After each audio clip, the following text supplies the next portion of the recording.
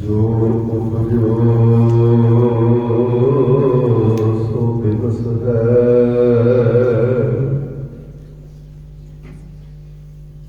परो आज के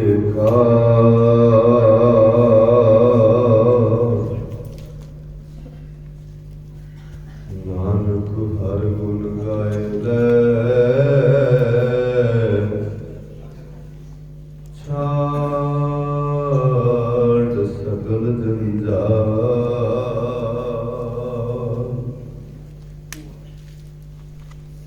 नानक हर गुण गाए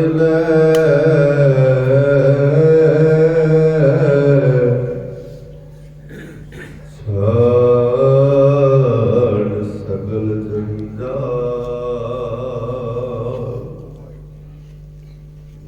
हर जस रे मना गाए जो संगी है तेरो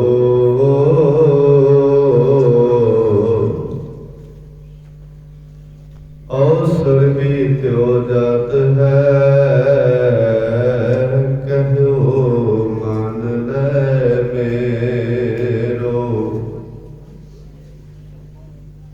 गुरु साहब बड़े प्यारे शब्दों में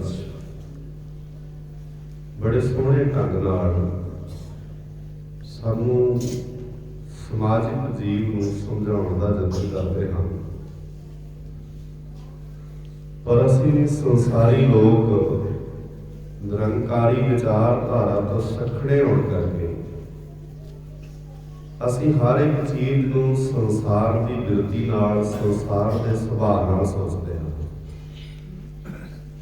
क्योंकि बाणी च महाराज ने बड़िया थावां ते जिक्र किया है कि जिहड़ा बंदा संसारी होंदा है वह हर एक चीज नूं संसार के ढंग नाल सोचदा है, जिहड़ा निरंकारी होंदा है वह हर एक चीज नूं निरंकार के ढंग नाल सोचदा है।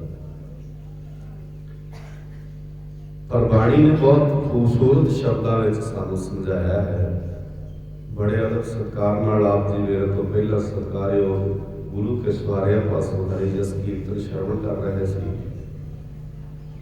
तो बड़े प्यारे शब्द वो वरत रहे सन हुणे आप जी के सन्मुख और कीमती शब्द ये सन भी जेकर साहिब मनो ना विसरे तो सहला मरना होए। पता तो किसी को भी नहीं कदों किस दा अखीरला स्वास आ जाए। एक चीज करते ने अपने हाथ में रखी है। महाराज सच्चे पातशाह जी ने बाणी च लिखा कि इसका नाम मूर्त कढ़ाया जा सकता है तो ना इसकी कोई तरीक लिखी जा सकती। हर एक चीज की तरीक मिथ लेने ना आप प्यार काम इन्नी तरीक को करांगे, पर मौत की कोई तरीक नहीं मिथी जा सकती। असीं मुहूर्त कढ़ लेने भी आह काम इन्हां दिनां च करांगे आपां, पर गुरु बाबे ने कहा मरण ना मुहूर्त पुछया, यदि मुहूर्त भी नहीं पुछया जा सकता भी कदों बंदे ने मरना है, किहड़े दिनां च मरना है।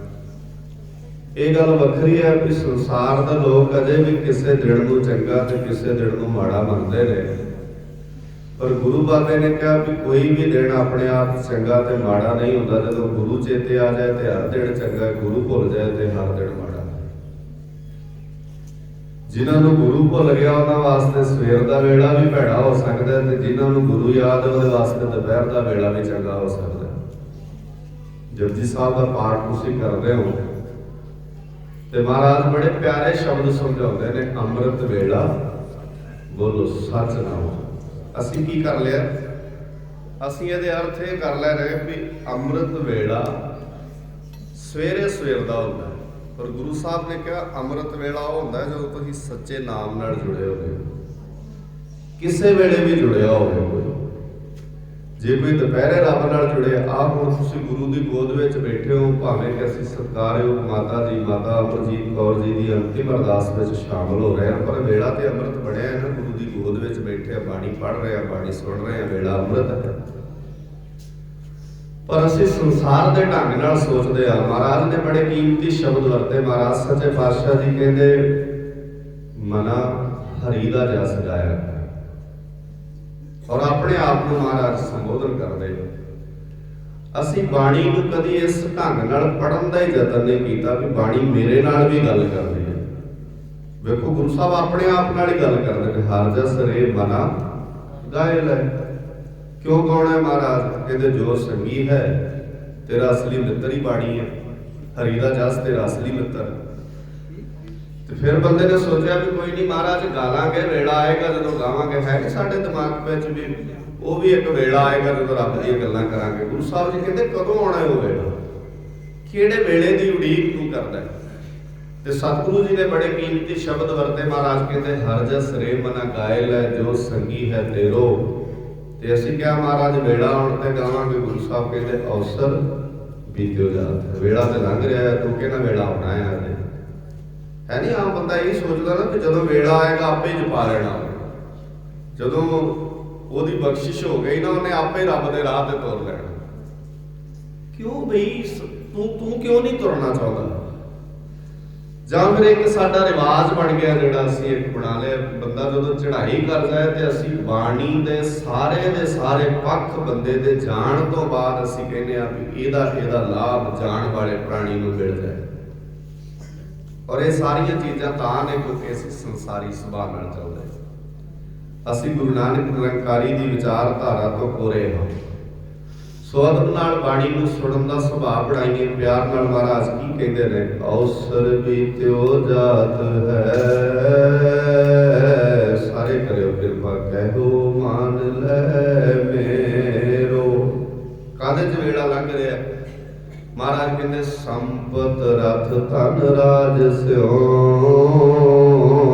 ਅਤ ਨੇਹ ਲਗਾਇਓ।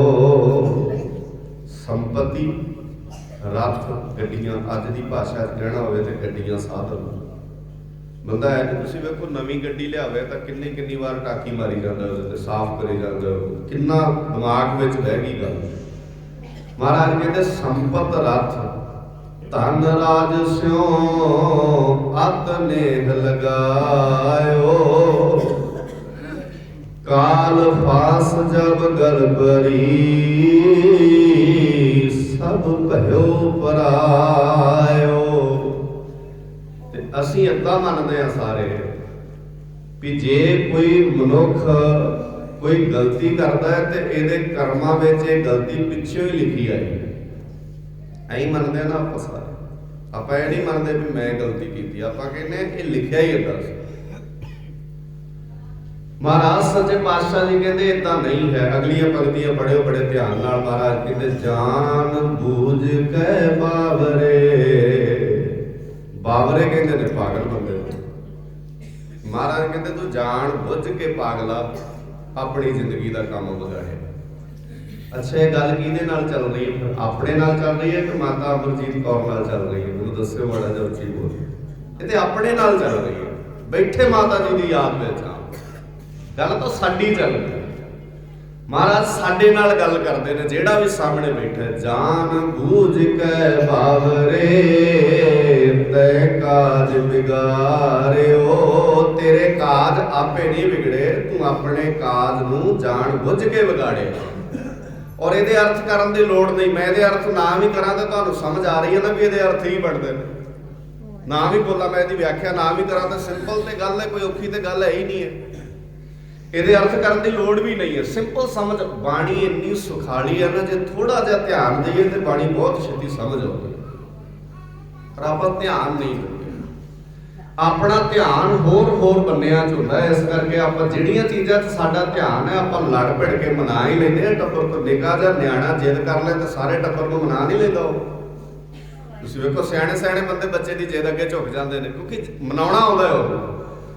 ਅਸੀਂ ਜਿਹੜੀਆਂ ਚੀਜ਼ਾਂ ਮਨਾਉਣੀਆਂ ਜਾਣਦੇ ਨੇ ਉਹ ਮਨਾ ਹੀ ਲੈਂਦੇ, ਪਰ ਜਿਹੜੀਆਂ ਚੀਜ਼ਾਂ ਸਾਡੇ ਧਿਆਨ ਵਿੱਚ ਨਹੀਂ ਹਨ ਉਹਦੇ ਤੋਂ ਅਸੀਂ ਕਈ ਵਾਰ ਪਾਸੇ ਵੀ ਚਲੇ ਜਾਂਦੇ ਹਾਂ। ਮਹਾਰਾਜ ਕਹਿੰਦੇ ਜਾਨ ਬੂਝ ਕੇ ਬਾਵਰੇ, ਤੈ ਕਾਜ ਵਿਗਾਰਿਓ। ਪਾਪ ਕਰਤ ਸੁਖ ਜੋ ਨਹੀਂ, ਨਹ ਗਰਭ ਨਿਵਾਰਿਓ। ਪਾਪ ਕਰਦਿਆਂ ਸੰਗ ਨਹੀਂ ਆਉਂਦੀ ਬੰਦੇ ਨੂੰ। ਚੰਗਾ ਕੰਮ ਕਰਦਿਆਂ। ਅਸੀਂ ਇੱਕ ਪਰਿਵਾਰ ਵਿੱਚ ਬੈਠੇ ਸੀ, ਮੈਂ ਉਹਨਾਂ ਨੂੰ ਕਿਹਾ ਵੀ ਬਾਣੀ ਦਾ ਪਾਠ ਕਰ ਰਹੇ ਸੀ ਸ਼ਾਮ ਦੇ ਵੇਲੇ। तो ना बाणी सारे रल के शब्द पढ़ रहे थे। जो उन्होंने वारी आवे ना तो बड़ा हौली शब्द बोलन। मैं उन्होंने कहा भी उच्ची नहीं बोलते, कहते संग आती है। मतलब बाणी पढ़ते आ, अच्छा गाल कड्ढन लग्या नहीं बंदा संग दा वेखो। बाणी हौली बोलता है तो गाल उच्ची सारी कढ़दा, लड़दा उच्ची उच्ची है तो बाणी हौली हौली बोलदी। ਤੇ ਮੈਂ ਕਿਹਾ ਵੀ ਇਹ ਸੰਗ ਕਿਉਂ ਆਉਂਦੀ? ਮਹਾਰਾਜ ਕਹਿੰਦਾ ਤੈਨੂੰ ਪਾਪ ਕਰ ਤੋਂ ਸੰਗਣਾ ਚਾਹੀਦਾ ਸੀ, ਤੂੰ ਬਾਣੀ ਪੜ੍ਹ ਤੋਂ ਸੰਗੀ ਜਾਣਾ। ਤੈਨੂੰ ਚਾਹੀਦਾ ਸੀ ਮਾੜੇ ਬੋਲ ਬੋਲਣ ਲੱਗਿਆ ਸੰਗਣਾ, ਪਰ ਅਸੀਂ ਬਾਣੀ ਪੜ੍ਹਦੇ ਆ ਸੰਗਦੇ ਆ। ਪਾਪ ਕਰਤ ਸੁਖ ਜੋ ਨਹੀਂ ਨਹਿ ਗਰਭ ਨਿਵਾਰਿਓ। ਤੇ ਫਿਰ ਮਹਾਰਾਜ ਕਹਿੰਦੇ ਜੇ ਵੇਦ ਗੋਰੇ ਉਪਦੇਸਿਆ ਸੋ ਸੁਨ ਰੇ ਭਾਈ। ਭਰਾਵਾ, ਭਾਈ ਮਤਲਬ ਭਰਾ। ਜੇ ਬਿਦ ਗੁਰ ਉਪਦੇਸਿਆ ਸੋ ਸੁਨ ਰੇ ਭਾਈ। ਨਾਨਕ ਕਹਿਤ ਪੁਕਾਰ ਕੈ ਗੋ ਪ੍ਰਭ ਸ਼ਰਨਾਈ। ਸਾਰੇ ਕਰਿਓ ਕਿਰਪਾ ਇੱਕ ਵਾਰ। ਜੇ ਬਿਦ ਗੁਰ ਉਪਦੇਸਿਆ, ਜੇ ਬਿਦ ਗੁਰ, ਜੇ ਬਿਦ ਗੁਰ ਉਪਦੇਸਿਆ ਸੁਨ ਰੇ ਭਾਈ। ਨਾਨਕ ਕਹਿਤ ਪੁਕਾਰ ਕੈ ਕਹੋ ਪ੍ਰਭ ਸ਼ਰਨਾਈ। ਦੀਨ ਦੁਨੀ ਦੇ ਪਾਤਸ਼ਾਹ ਪਲਸਵਾਰ ਰਿਹਾ ਸਹਿਬ ਸ੍ਰੀ ਗੁਰੂ ਗ੍ਰੰਥ ਸਾਹਿਬ ਜੀ ਦੇ ਮੁਬਾਰਕ ਚਰਨਾਂ ਅੰਦਰ ਸੁਭਾਇਮਾਨ ਹੋ ਕੇ ਪਿਆਰੇ ਆਦਬ ਸਾਹਿਬ ਸਤਿਕਾਰਯੋਗ ਮਾਤਾ ਜੀ ਦੀ ਅੰਤਿਮ ਅਰਦਾਸ ਵਿੱਚ ਸ਼ਾਮਲ ਹੋ ਰਹੇ ਹਾਂ। ਜਿੱਥੇ ਮੇਰੇ ਤੋਂ ਪਹਿਲਾਂ ਆਪ ਜੀ ਨੇ ਗੁਰੂ ਕੇ ਸਵਾਰਿਆਂ ਪਾਸੋਂ ਬਾਣੀ ਦੇ ਪਾਠ ਅਦਬ ਸਤਿਕਾਰ ਨਾਲ ਘਰ ਵਿੱਚ ਸਮਾਪਤੀ ਹੋਈ ਹੈ, ਉਪਰੰਤ ਗੁਰੂ ਕੇ ਸਵਾਰਿਆਂ ਨੇ ਗੁਰੂ ਹਰੀ ਜਸ ਕੀਰਤਨ ਸ਼ਰਵਣ ਕਰਾਇਆ। ਚੰਦ ਘੜੀਆਂ ਬਾਣੀ ਦੀ ਵਿਚਾਰ ਨਾਲ ਜੁੜਦੇ ਹਾਂ। ਵਿਚਾਰ ਆਰੰਭਣ ਤੋਂ ਪਹਿਲਾਂ ਗੁਰੂ ਬਖਸ਼ਿਸ਼ ਦੁਹਰਾਈਏ, ਗੱਜ ਕੇ ਆਖੋ ਵਾਹਿਗੁਰੂ ਜੀ ਕਾ ਖਾਲਸਾ ਵਾਹਿਗੁਰੂ ਜੀ ਕੀ ਫਤਿਹ।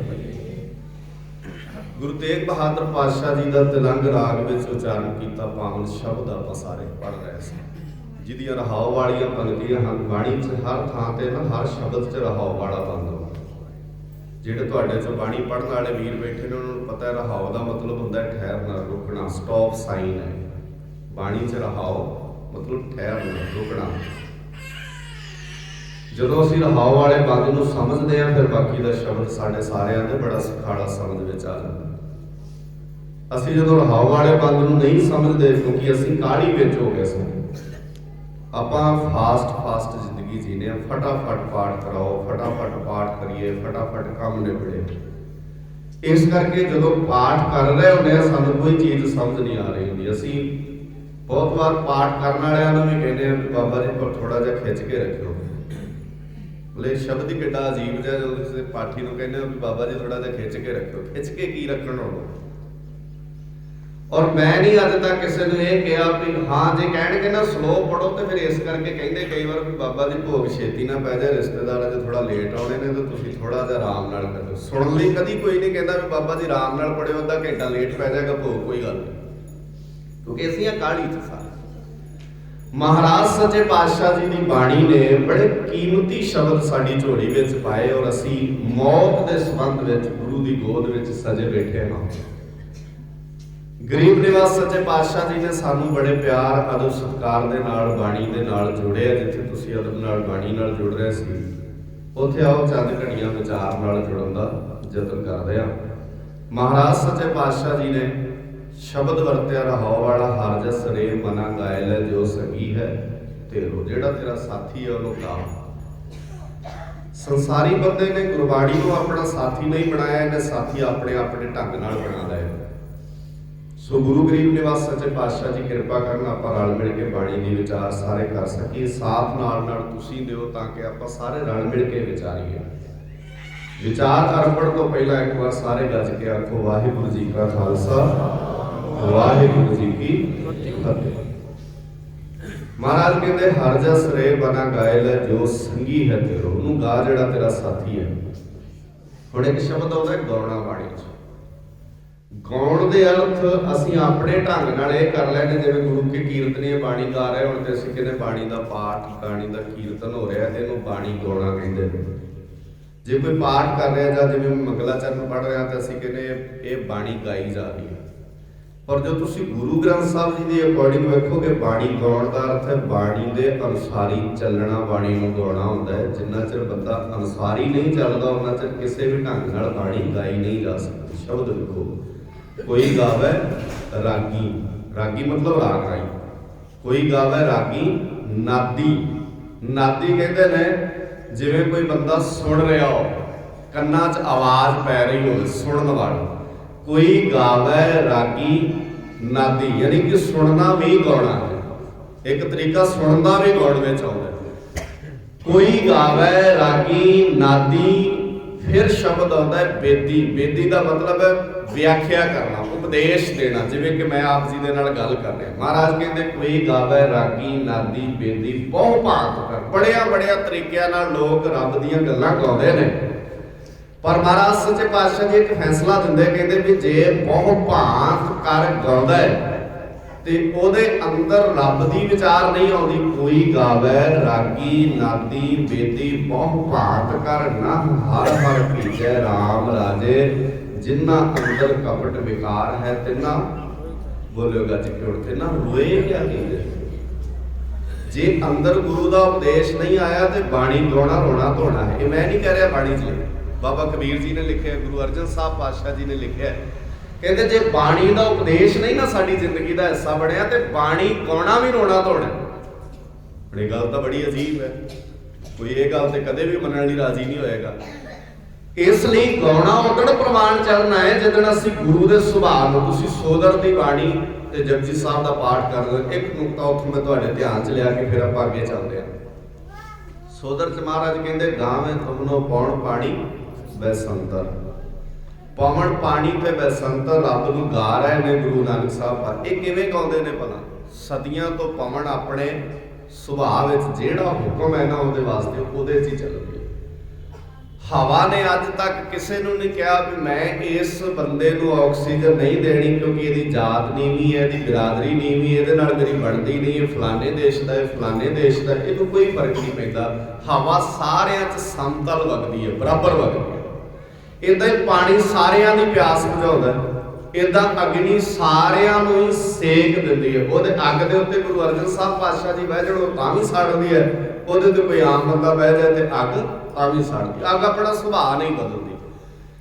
ਯਾਨੀ ਕਿ ਗੁਰਦੇਵ ਪਾਤਸ਼ਾਹ ਜੀ ਸਮਝਾਉਣਾ ਚਾਹੁੰਦੇ ਨੇ ਕਿ ਜਿਹੜਾ ਸਿੱਖ ਹੈ ਨਾ ਉਹਦਾ ਸੁਭਾਅ ਨਹੀਂ ਬਦਲਦਾ ਕਦੇ, ਭਾਵੇਂ ਉਹ ਕਿਸੇ ਵੀ ਹਾਲਾਤ ਵਿੱਚ ਹੋਵੇ, ਉਹਨੇ ਚੜ੍ਹਦੀ ਕਲਾ 'ਚ ਰਹਿਣਾ ਹੈ। ਇਸ ਕਰਕੇ ਸਾਡੇ ਘਰ ਜਦੋਂ ਮੌਤ ਹੁੰਦੀ ਹੈ ਨਾ ਅਸੀਂ ਕਦੀ ਵੀ ਇਹ ਸ਼ਬਦ ਨਹੀਂ ਵਰਤਦੇ ਵੀ ਰੱਬ ਨੇ ਮਾੜਾ ਕੀਤਾ। ਹਾਲਾਂਕਿ ਹੁਣ ਵਰਤਣ ਲੱਗ ਪਏ ਨੇ ਲੋਕ ਵੀ ਰੱਬ ਨੇ ਨਾ ਪਤਾ ਨਹੀਂ ਕਿਉਂ ਸਾਡੇ ਨਾਲ ਧੋਖਾ ਕਰ ਲਿਆ। ਇਹ ਸ਼ਬਦ ਅਸੀਂ ਆਮ ਸਾਡੀ ਜ਼ੁਬਾਨ ਤੇ ਆ ਗਏ। ਸਾਡੇ ਪੁਰਖੇ ਇੱਕ ਸ਼ਬਦ ਵਰਤਦੇ ਹੁੰਦੇ ਸਨ ਜਦੋਂ ਪ੍ਰਾਣੀ ਕੋਈ ਚੜ੍ਹਾਈ ਕਰਦਾ ਸੀ ਤੇ ਕਹਿੰਦੇ ਹੁੰਦੇ ਸੀ ਅਸੀਂ ਨਾ ਫਲਾਣੇ ਘਰ ਹਿਰਖ ਕਰਨ ਚੱਲੇ ਹਾਂ। ਤੇ ਹਿਰਖ ਦਾ ਅਰਥ ਗਮੀ ਨਹੀਂ ਹੁੰਦਾ, ਹਿਰਖ ਦਾ ਅਰਥ ਖੁਸ਼ੀ ਹੁੰਦਾ, ਅਗਲੇ ਨੂੰ ਉਸ ਵਿਪਤਾ ਚੋਂ ਬਾਹਰ ਕੱਢ ਕੇ ਆਉਣਾ। ਪਤਾ ਕਰਦੇ ਕੀ ਹੁੰਦੇ ਸਾਨੂੰ, ਉਹ ਬਹਿ ਕੇ ਤੇ ਫਿਰ ਇਦਾਂ ਦੀਆਂ ਗੱਲਾਂ ਕਰਦੇ ਹੁੰਦੇ ਸਨ ਵੀ ਕੋਈ ਗੱਲ ਨਹੀਂ ਭਾਈ ਸਾਹਿਬ ਜੀ, ਫਿਰ ਕੀ ਹੋਇਆ, ਤਾਂ ਦੁਨੀਆ ਮੁਸਾਫਰ ਖਾਨਾ ਹੈ, ਇੱਥੇ ਤਾਂ ਸਾਰਿਆਂ ਨੇ ਆਉਣਾ ਜਾਣਾ, ਕੋਈ ਆਉਂਦਾ ਹੈ ਕੋਈ ਜਾਂਦਾ ਹੈ, ਇਹ ਐਂ ਹੀ ਚੱਲਦਾ। ਹੁਣ ਹੌਲੀ ਹੌਲੀ ਕੀ ਹੋ ਗਿਆ, ਅੱਜ ਦਾ ਜਿਹੜਾ ਰਿਵਾਜ ਬਣ ਗਿਆ, ਜਦੋਂ ਬੰਦਾ ਕਿਸੇ ਦੇ ਘਰ ਅਫਸੋਸ ਕਰਨ ਜਾਂਦਾ ਹੈ ਤੇ ਅਗਲੇ ਨੂੰ ਇੰਨਾ ਤੋੜ ਕੇ ਆਉਂਦਾ ਹੈ, ਇੰਨਾ ਕਮਜ਼ੋਰ ਕਰਕੇ ਆਉਂਦਾ ਹੈ, ਇੰਨਾ ਰਵਾ ਧਵਾ ਕੇ ਆਉਂਦਾ ਵੀ ਉਹ 2 ਦਿਨਾਂ ਦਾ ਇੰਨਾ ਦੁਖੀ ਨਹੀਂ ਹੁੰਦਾ ਜਿੰਨਾ ਸਾਡੇ ਜਾਣ ਕਰਕੇ ਦੁਖੀ ਹੁੰਦਾ। ਜੇ ਕੋਈ ਬਜ਼ੁਰਗ ਮਾਤਾ ਚੜ੍ਹਾਈ ਕਰ ਜਾਏ, ਵੇਖੋ ਇਹ ਤਾਂ ਪੱਕੀ ਗੱਲ ਹੈ ਵੀ ਜਿਹੜੀ ਫੀਲਿੰਗ ਹੈ ਨਾ ਇਨਸਾਨ ਦੀ, ਮਾਂ ਸ਼ਬਦ ਬੜਾ ਪਿਆਰਾ ਹੈ। ਮਾਵਾਂ ਦਾ ਦੇਣ ਮਨੁੱਖ ਮੈਨੂੰ ਲੱਗਦਾ ਵੀ ਜਿੰਨਾ ਮਰਜ਼ੀ ਜ਼ੋਰ ਲਾ ਲੇ ਮਾਵਾਂ ਦਾ ਦੇਣ ਸਾਡੇ ਤੋਂ ਦਿੱਤਾ ਨਹੀਂ ਜਾ ਸਕਦਾ, ਕਿਉਂਕਿ ਮਾਂ ਹੀ ਦੁਨੀਆ 'ਚ ਇੱਕ ਐਸਾ ਰਿਸ਼ਤਾ ਹੈ ਜਿਹੜੇ ਆਪਣੇ ਮੂੰਹ 'ਚੋਂ ਬੁਰਕੀ ਕੱਢ ਕੇ ਪੁੱਤਾਂ ਦੇ ਮੂੰਹ 'ਚ ਪਾ ਦਿੰਦੀ ਹੈ। ਮਾਂ ਹੀ ਹੈ ਦੁਨੀਆ 'ਚ ਐਸਾ ਰਿਸ਼ਤਾ ਜਿਹੜੀ ਆਪਣੇ ਪੁੱਤਾਂ ਦੇ ਦੁੱਖ ਸੁੱਖ ਵੰਡਾਉਣ ਵਾਸਤੇ ਆਪਣੀ ਜ਼ਿੰਦਗੀ ਨੂੰ ਦੁੱਖਾਂ ਤੇ ਸੁੱਖਾਂ ਵਿੱਚ ਪਾ ਲੈਂਦੀ ਹੈ। ਮਾਂ ਹੀ ਹੈ ਐਸਾ ਇੱਕ ਰਿਸ਼ਤਾ ਜਿਹੜਾ ਹਮੇਸ਼ਾ ਆਪਣੇ ਧੀਆਂ ਪੁੱਤਾਂ ਨੂੰ ਕਾਮਯਾਬ ਹੁੰਦਿਆਂ ਵੇਖਦੀ ਹੈ ਤੇ ਆਪ ਆਪਣੇ ਆਪ ਨੂੰ ਮੁਸ਼ਕਲ ਵਿੱਚ ਪਾ ਲੈਂਦੀ ਹੈ। ਮਾਂ ਨੇ ਰੋਟੀ ਖਾਧੀ ਹੋਵੇ ਨਾ ਖਾਧੀ ਹੋਵੇ, ਪਰ ਉਹਦੀ ਇਹ ਖਾਹਿਸ਼ ਹੁੰਦੀ ਹੈ ਵੀ ਮੇਰੇ ਪੁੱਤ ਧੀਆਂ ਰੋਟੀ ਖਾ ਕੇ ਸੌਣ। ਮਾਂ ਇੱਕ ਐਸਾ ਰਿਸ਼ਤਾ ਹੈ ਦੁਨੀਆ ਦੇ ਅੰਦਰ। ਮਾਂ ਸ਼ਬਦ ਬੜਾ ਪਿਆਰਾ ਹੈ, ਔਰ ਮਾਵਾਂ ਦੀ ਸਾਂਝ ਜੇ ਅਸੀਂ ਕਹੀਏ ਵੀ ਕਿਸੇ ਬੰਦੇ ਦੇ ਦਿਮਾਗ ਚੋਂ ਨਿਕਲ ਜਾਣੀ ਹੈ, ਨਿਕਲਣੀ ਤਾਂ ਹੈ ਨਹੀਂ। ਮਾਂ ਨੇ ਤਾਂ ਸਰੀਰ, ਜਿੰਨਾ ਚਿਰ ਬੰਦੇ ਨੇ ਰਹਿਣਾ ਹੈ ਨਾ ਉਹਨਾਂ ਚਿਰ ਉਹਦੇ ਨਾਲ ਮਾਂ ਨੇ ਰਹਿਣਾ ਹੀ ਰਹਿਣਾ। ਉਹਦੇ ਦਿਮਾਗ ਚੋਂ ਮਾਂ ਨਿਕਲ ਨਹੀਂ ਸਕਦੀ ਤੇ ਨਿਕਲਣੀ ਵੀ ਨਹੀਂ ਚਾਹੀਦੀ।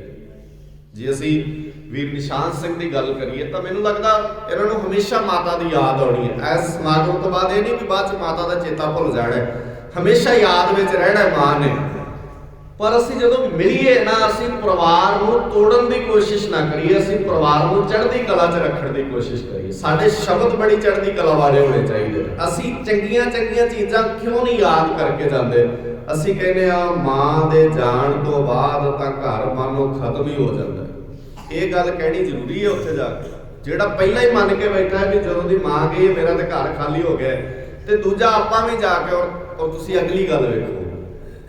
ਮੰਨ ਲਓ ਕਿਸੇ ਘਰ ਵਿੱਚ ਕੋਈ ਪੁਰਾਣੀ ਚੜ੍ਹਾਈ ਕੀਤਾ, ਔਰ ਉਹ ਪੁਰਾਣੀ ਚੜ੍ਹਾਈ ਕੀਤਾ ਤੇ ਆਪਾਂ 100-200 ਬੰਦਾ ਉਸ ਘਰ ਵਿੱਚ ਵਾਰੀ-ਵਾਰੀ ਅਫਸੋਸ ਕਰਨ ਗਏ, ਤੇ ਆਪਾਂ ਬਾਰ-ਬਾਰ ਇੱਕੋ ਹੀ ਗੱਲ ਅਗਲੇ ਪਰਿਵਾਰ ਨੂੰ ਕਹੀਏ ਵੀ ਤੁਹਾਡਾ ਹੁਣ ਕੀ ਬਣੇਗਾ, ਤੁਸੀਂ ਤਾਂ ਖਤਮ ਹੋ ਗਏ, ਸਮਝੋ ਤੁਹਾਡਾ ਤੇ ਘਰ ਉਜੜ ਗਿਆ, ਰੱਬ ਨੇ ਪਤਾ ਨਹੀਂ ਕਿਹੜਾ ਵੈਰ ਕੱਢ ਲਿਆ ਤੁਹਾਡੇ ਨਾਲ। ਤਾਂ ਤੁਸੀਂ ਅੰਦਾਜ਼ਾ ਲਾਓ ਵੀ ਤੁਸੀਂ ਤੇ 2-4 ਗੱਲਾਂ ਕਰਕੇ ਵਾਪਸ ਆ ਜਾਣਾ, ਤੇ ਉਹਦੇ ਦਿਲ ਤੇ ਕੀ ਬੀਤਣੀ ਹੈ ਜਿਹਨੂੰ 200-400 ਵਾਰ ਇਹ ਗੱਲ ਸੁਣਨੀ ਪੈਣੀ। ਜਿੰਨੇ ਬੰਦੇ ਜਾਣਗੇ ਸਾਰੇ ਇਹੋ ਹੀ ਗੱਲਾਂ ਕਰਕੇ ਆਉਣਗੇ। ਫਿਰ ਮੈਨੂੰ ਕਈ ਵਾਰ ਵੀਰ ਪੁੱਛਦੇ ਵੀ ਕੀ ਗੱਲਾਂ ਕਰਿਆ ਕਰੀਏ ਫਿਰ, ਜੇ ਇਹ ਗੱਲਾਂ ਨਹੀਂ ਕਰਨੀਆਂ, ਕਿਉਂਕਿ ਗੱਲਾਂ ਤੇ ਕੋਈ ਕਰਨੀਆਂ ਪੈਣਗੀਆਂ ਨਾ। ਜੋ ਤੁਸੀਂ ਅਫਸੋਸ ਕਰਨ ਜਾਓਗੇ ਤਾਂ ਕੁਝ ਨਾ ਕੁਝ ਤੇ ਬੋਲਣਾ ਪਏਗਾ, ਉੱਥੇ ਬੰਦਾ ਚੁੱਪ ਕਰਕੇ ਤੇ ਬਹਿ ਨਹੀਂ ਸਕਦਾ। ਫਿਰ ਗੱਲਾਂ ਕੀ ਕਰਿਆ ਕਰੀਏ? ਤੇ ਮੈਂ ਕਹਿੰਦਾ ਹੁੰਦਾ ਵੀ ਜੇ ਜਾਣਾ ਹੀ ਹੋਵੇ ਤਾਂ ਤੁਸੀਂ ਜਾ ਕੇ ਇਹ ਗੱਲਾਂ ਕਿਉਂ ਨਹੀਂ ਕਰਦੇ ਵੀ ਕੋਈ ਗੱਲ ਨਹੀਂ, ਸਾਡੀ ਇਤਿਹਾਸ ਔਰ ਸਾਡੀ ਬਾਣੀ ਨੇ ਸਾਨੂੰ ਸਿਖਾਇਆ ਮਰਨੇ ਕੀ ਚਿੰਤਾ ਨਹੀਂ, ਜੀਵਨ ਕੀ ਨਹੀਂ ਆਸ। ਮੌਤ ਦੀ ਚਿੰਤਾ ਨਹੀਂ ਕਰੀਦੀ ਤੇ ਜ਼ਿੰਦਗੀ ਦੀ ਬਹੁਤੀ ਕੋਈ ਆਸ ਨਹੀਂ ਰੱਖੀਦੀ। ਚਲੋ ਬਾਣੀ ਹੋ ਸਕਦਾ ਹਰੇਕ ਨੂੰ ਯਾਦ ਨਾ ਹੋਵੇ, ਹਰ ਬੰਦਾ ਬਾਣੀ ਨਹੀਂ ਨਾ ਯਾਦ ਕਰ ਸਕਦਾ। ਫਿਰ ਤੁਸੀਂ ਭਾਈ ਤਾਰੂ ਸਿੰਘ ਤੇ ਭਾਈ ਤਾਰੂ ਸਿੰਘ ਦੀ ਮਾਤਾ ਦਾ ਇਤਿਹਾਸ ਤਾਂ ਜਾਣਦੇ ਹੀ ਹੋਵੋਗੇ। ਪਤਾ ਹੈ ਨਾ ਭਾਈ ਤਾਰੂ ਸਿੰਘ ਦਾ ਤੇ ਉਹਨਾਂ ਦੀ ਮਾਤਾ ਦਾ। ਕਿਉਂ ਨਹੀਂ ਅਸੀਂ ਜਦੋਂ ਕੋਈ ਪੁਰਾਣੀ ਚੜ੍ਹਾਈ ਕਰਦਾ ਤੇ ਉਸ ਘਰ ਵਿੱਚ ਬਹਿ ਕੇ ਅਸੀਂ ਭਾਈ ਤਾਰੂ ਸਿੰਘ ਦਾ ਕਿੱਸਾ ਛੇੜਦੇ? ਪਤਾ ਕੌਣ ਸੀ ਭਾਈ ਤਾਰੂ ਸਿੰਘ? ਜਿਹਨੇ ਰਹੀਮ ਬਖਸ਼ ਦੀ ਧੀ ਦੀ ਪੱਤ ਬਚਾਉਣ ਦੇ ਬਦਲੇ ਸ਼ਹਾਦਤ ਦੀ ਜਾਨ ਦਿੱਤੀ। ਮੁੱਢ ਇਹ ਹੈ, ਰੀਜਨ ਲੰਮੇ ਕੁਝ ਹੋਰ ਵੀ ਹੋ ਸਕਦੇ ਨੇ। ਰਹੀਮ ਬਖਸ਼ ਕੌਣ ਹੈ? ਪੱਟੀ ਦਾ ਫੌਜਦਾਰ ਜਾਫਰ ਬੇਗ। ਜਾਫਰ ਬੇਗ ਤੋਂ ਤੁਹਾਨੂੰ ਅੰਦਾਜ਼ਾ ਹੋ ਗਿਆ ਹੋਣਾ ਵੀ ਉਹ ਇਸਲਾਮ ਨਾਲ ਸੰਬੰਧਿਤ ਹੈ, ਤੇ ਰਹੀਮ ਬਖਸ਼ ਤੋਂ ਵੀ ਨਾਂ ਤੋਂ ਅੰਦਾਜ਼ਾ ਹੋ ਜਾਂਦਾ ਵੀ ਇਹ ਵੀ ਇਸਲਾਮ ਨਾਲ ਸੰਬੰਧਿਤ ਹੈ। ਰਹੀਮ ਬਖਸ਼ ਦੀ ਖੂਬਸੂਰਤ ਧੀ ਨੂੰ ਪੱਟੀ ਦੇ ਫੌਜਦਾਰ ਨੇ ਜਬਰੀ ਚੁੱਕ ਲਿਆ, ਔਰ ਪੱਟੀ ਦੇ ਫੌਜਦਾਰ ਕੋਲ ਜਾ ਕੇ ਰਹੀਮ ਬਖਸ਼ ਨੇ ਬੜੇ ਤਰਲੇ ਲਏ। ਆਪਣੇ ਉਹਨੇ ਸਿਆਣੇ ਬਿਆਣੇ ਬੰਦੇ ਵੀ ਖੜੇ ਵੀ ਮੇਰੀ ਧੀ ਛੱਡ ਦਿਓ, ਪਰ ਜ਼ਾਲਮ ਨੇ ਇੱਕ ਨਾ ਸੁਣੀ।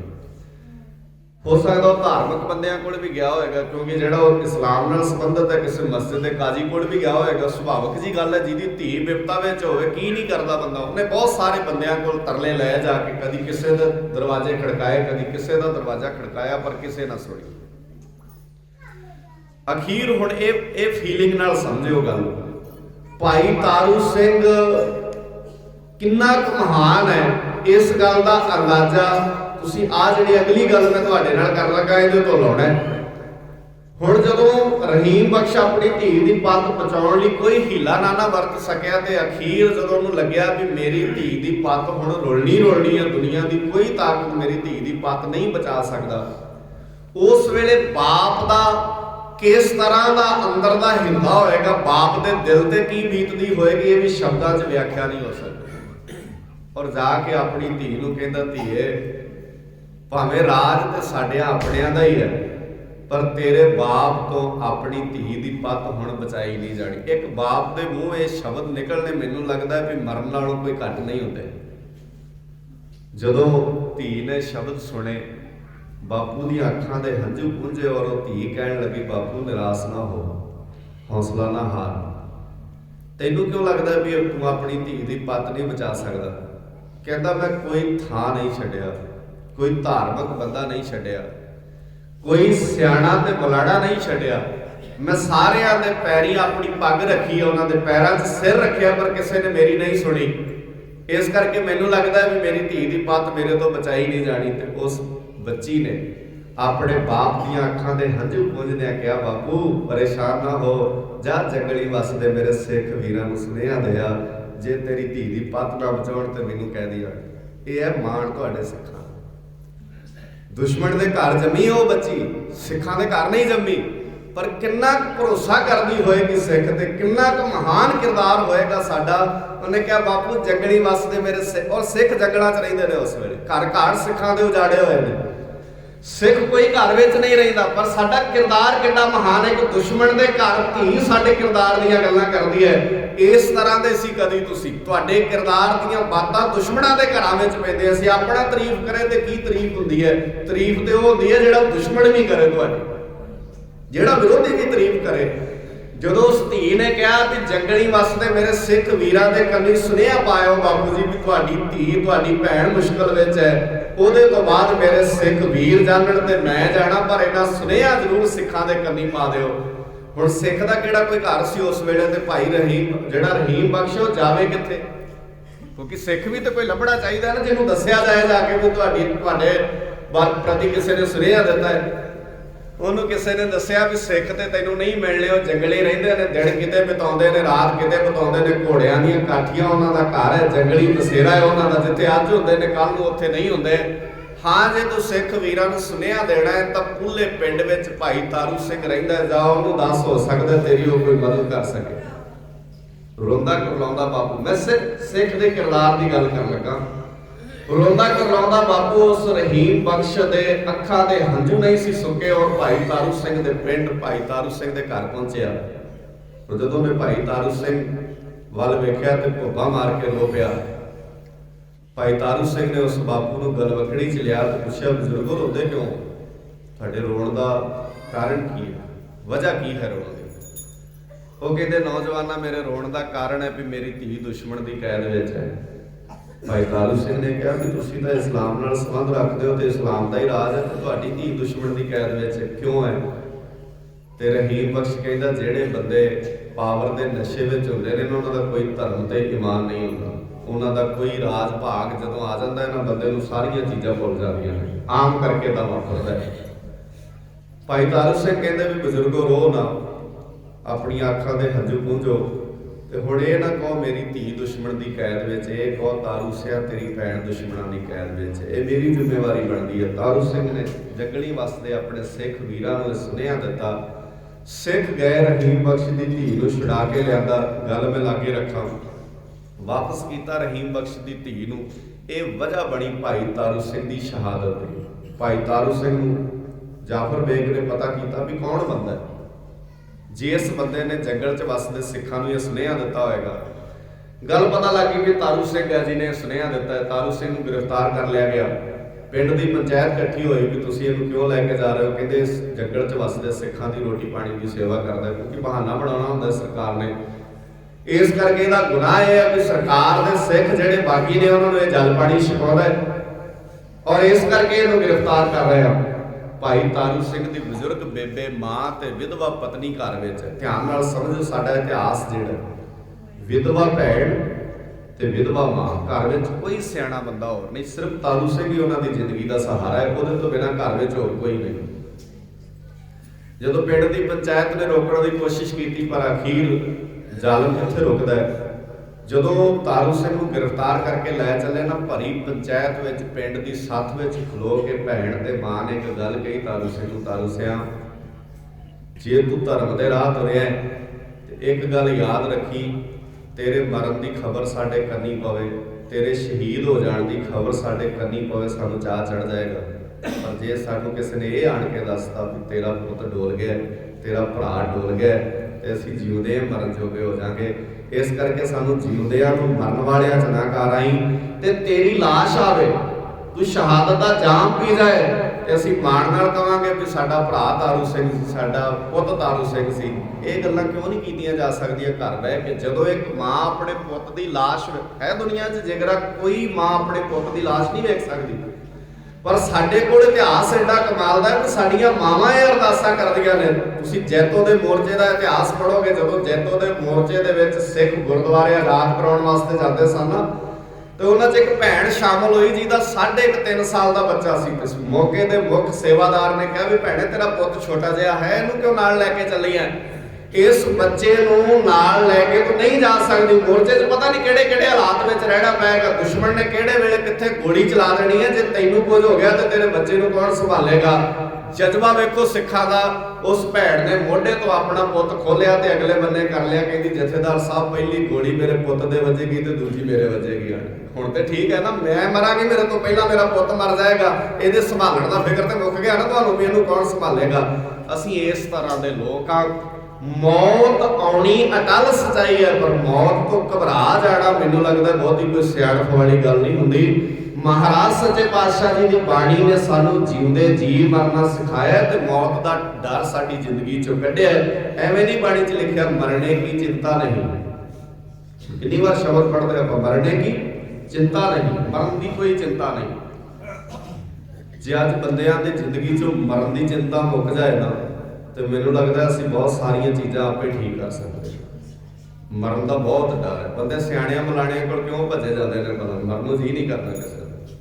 तां ही तो बंदा कहता भी कोई उपाय करा लीए किसी तो। सिकंदर बादशाह दुनिया का पावरफुल बादशाह होया, जदों इस दुनिया तो जाण लगा ना, वो कहता जदों मेरी अर्थी लैके तुरे ना, मेरिया अर्थी दे विचों हथ बाहर रखियो तो खाली जिहड़े ने इहदा दसणे चाहिए।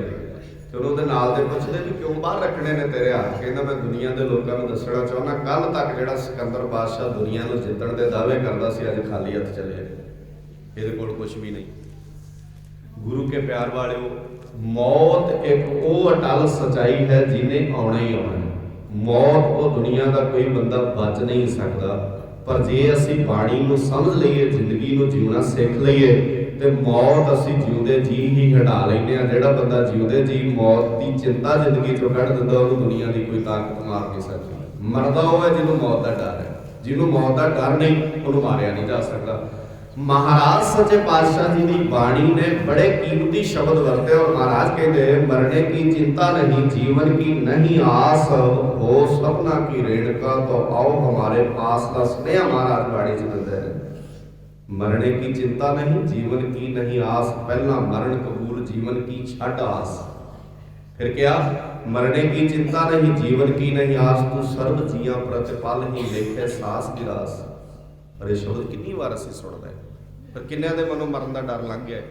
असीं सारे ही डरदे आ। पर इसदा मतलब ये भी नहीं होंदा भी बंदा मौत आउणी है तो बंदा जिंदगी हुण जिहड़ा नशा करन वाला है ना, जे तुसीं उहनूं कहो अपने ढंग नाल, वो कहंदे बाणी कहंदी मर ते एक दिन जाना ही है, फिर नज़ारे लईए जिंदगी दे। हुण वो तां फिर वधिया समझ बैठा इस गल नूं। जिहड़ा बंदा कराए पिया ना, कई बार अपने ढंग नाल दलीलां दे लैंदा बाणी दीआं।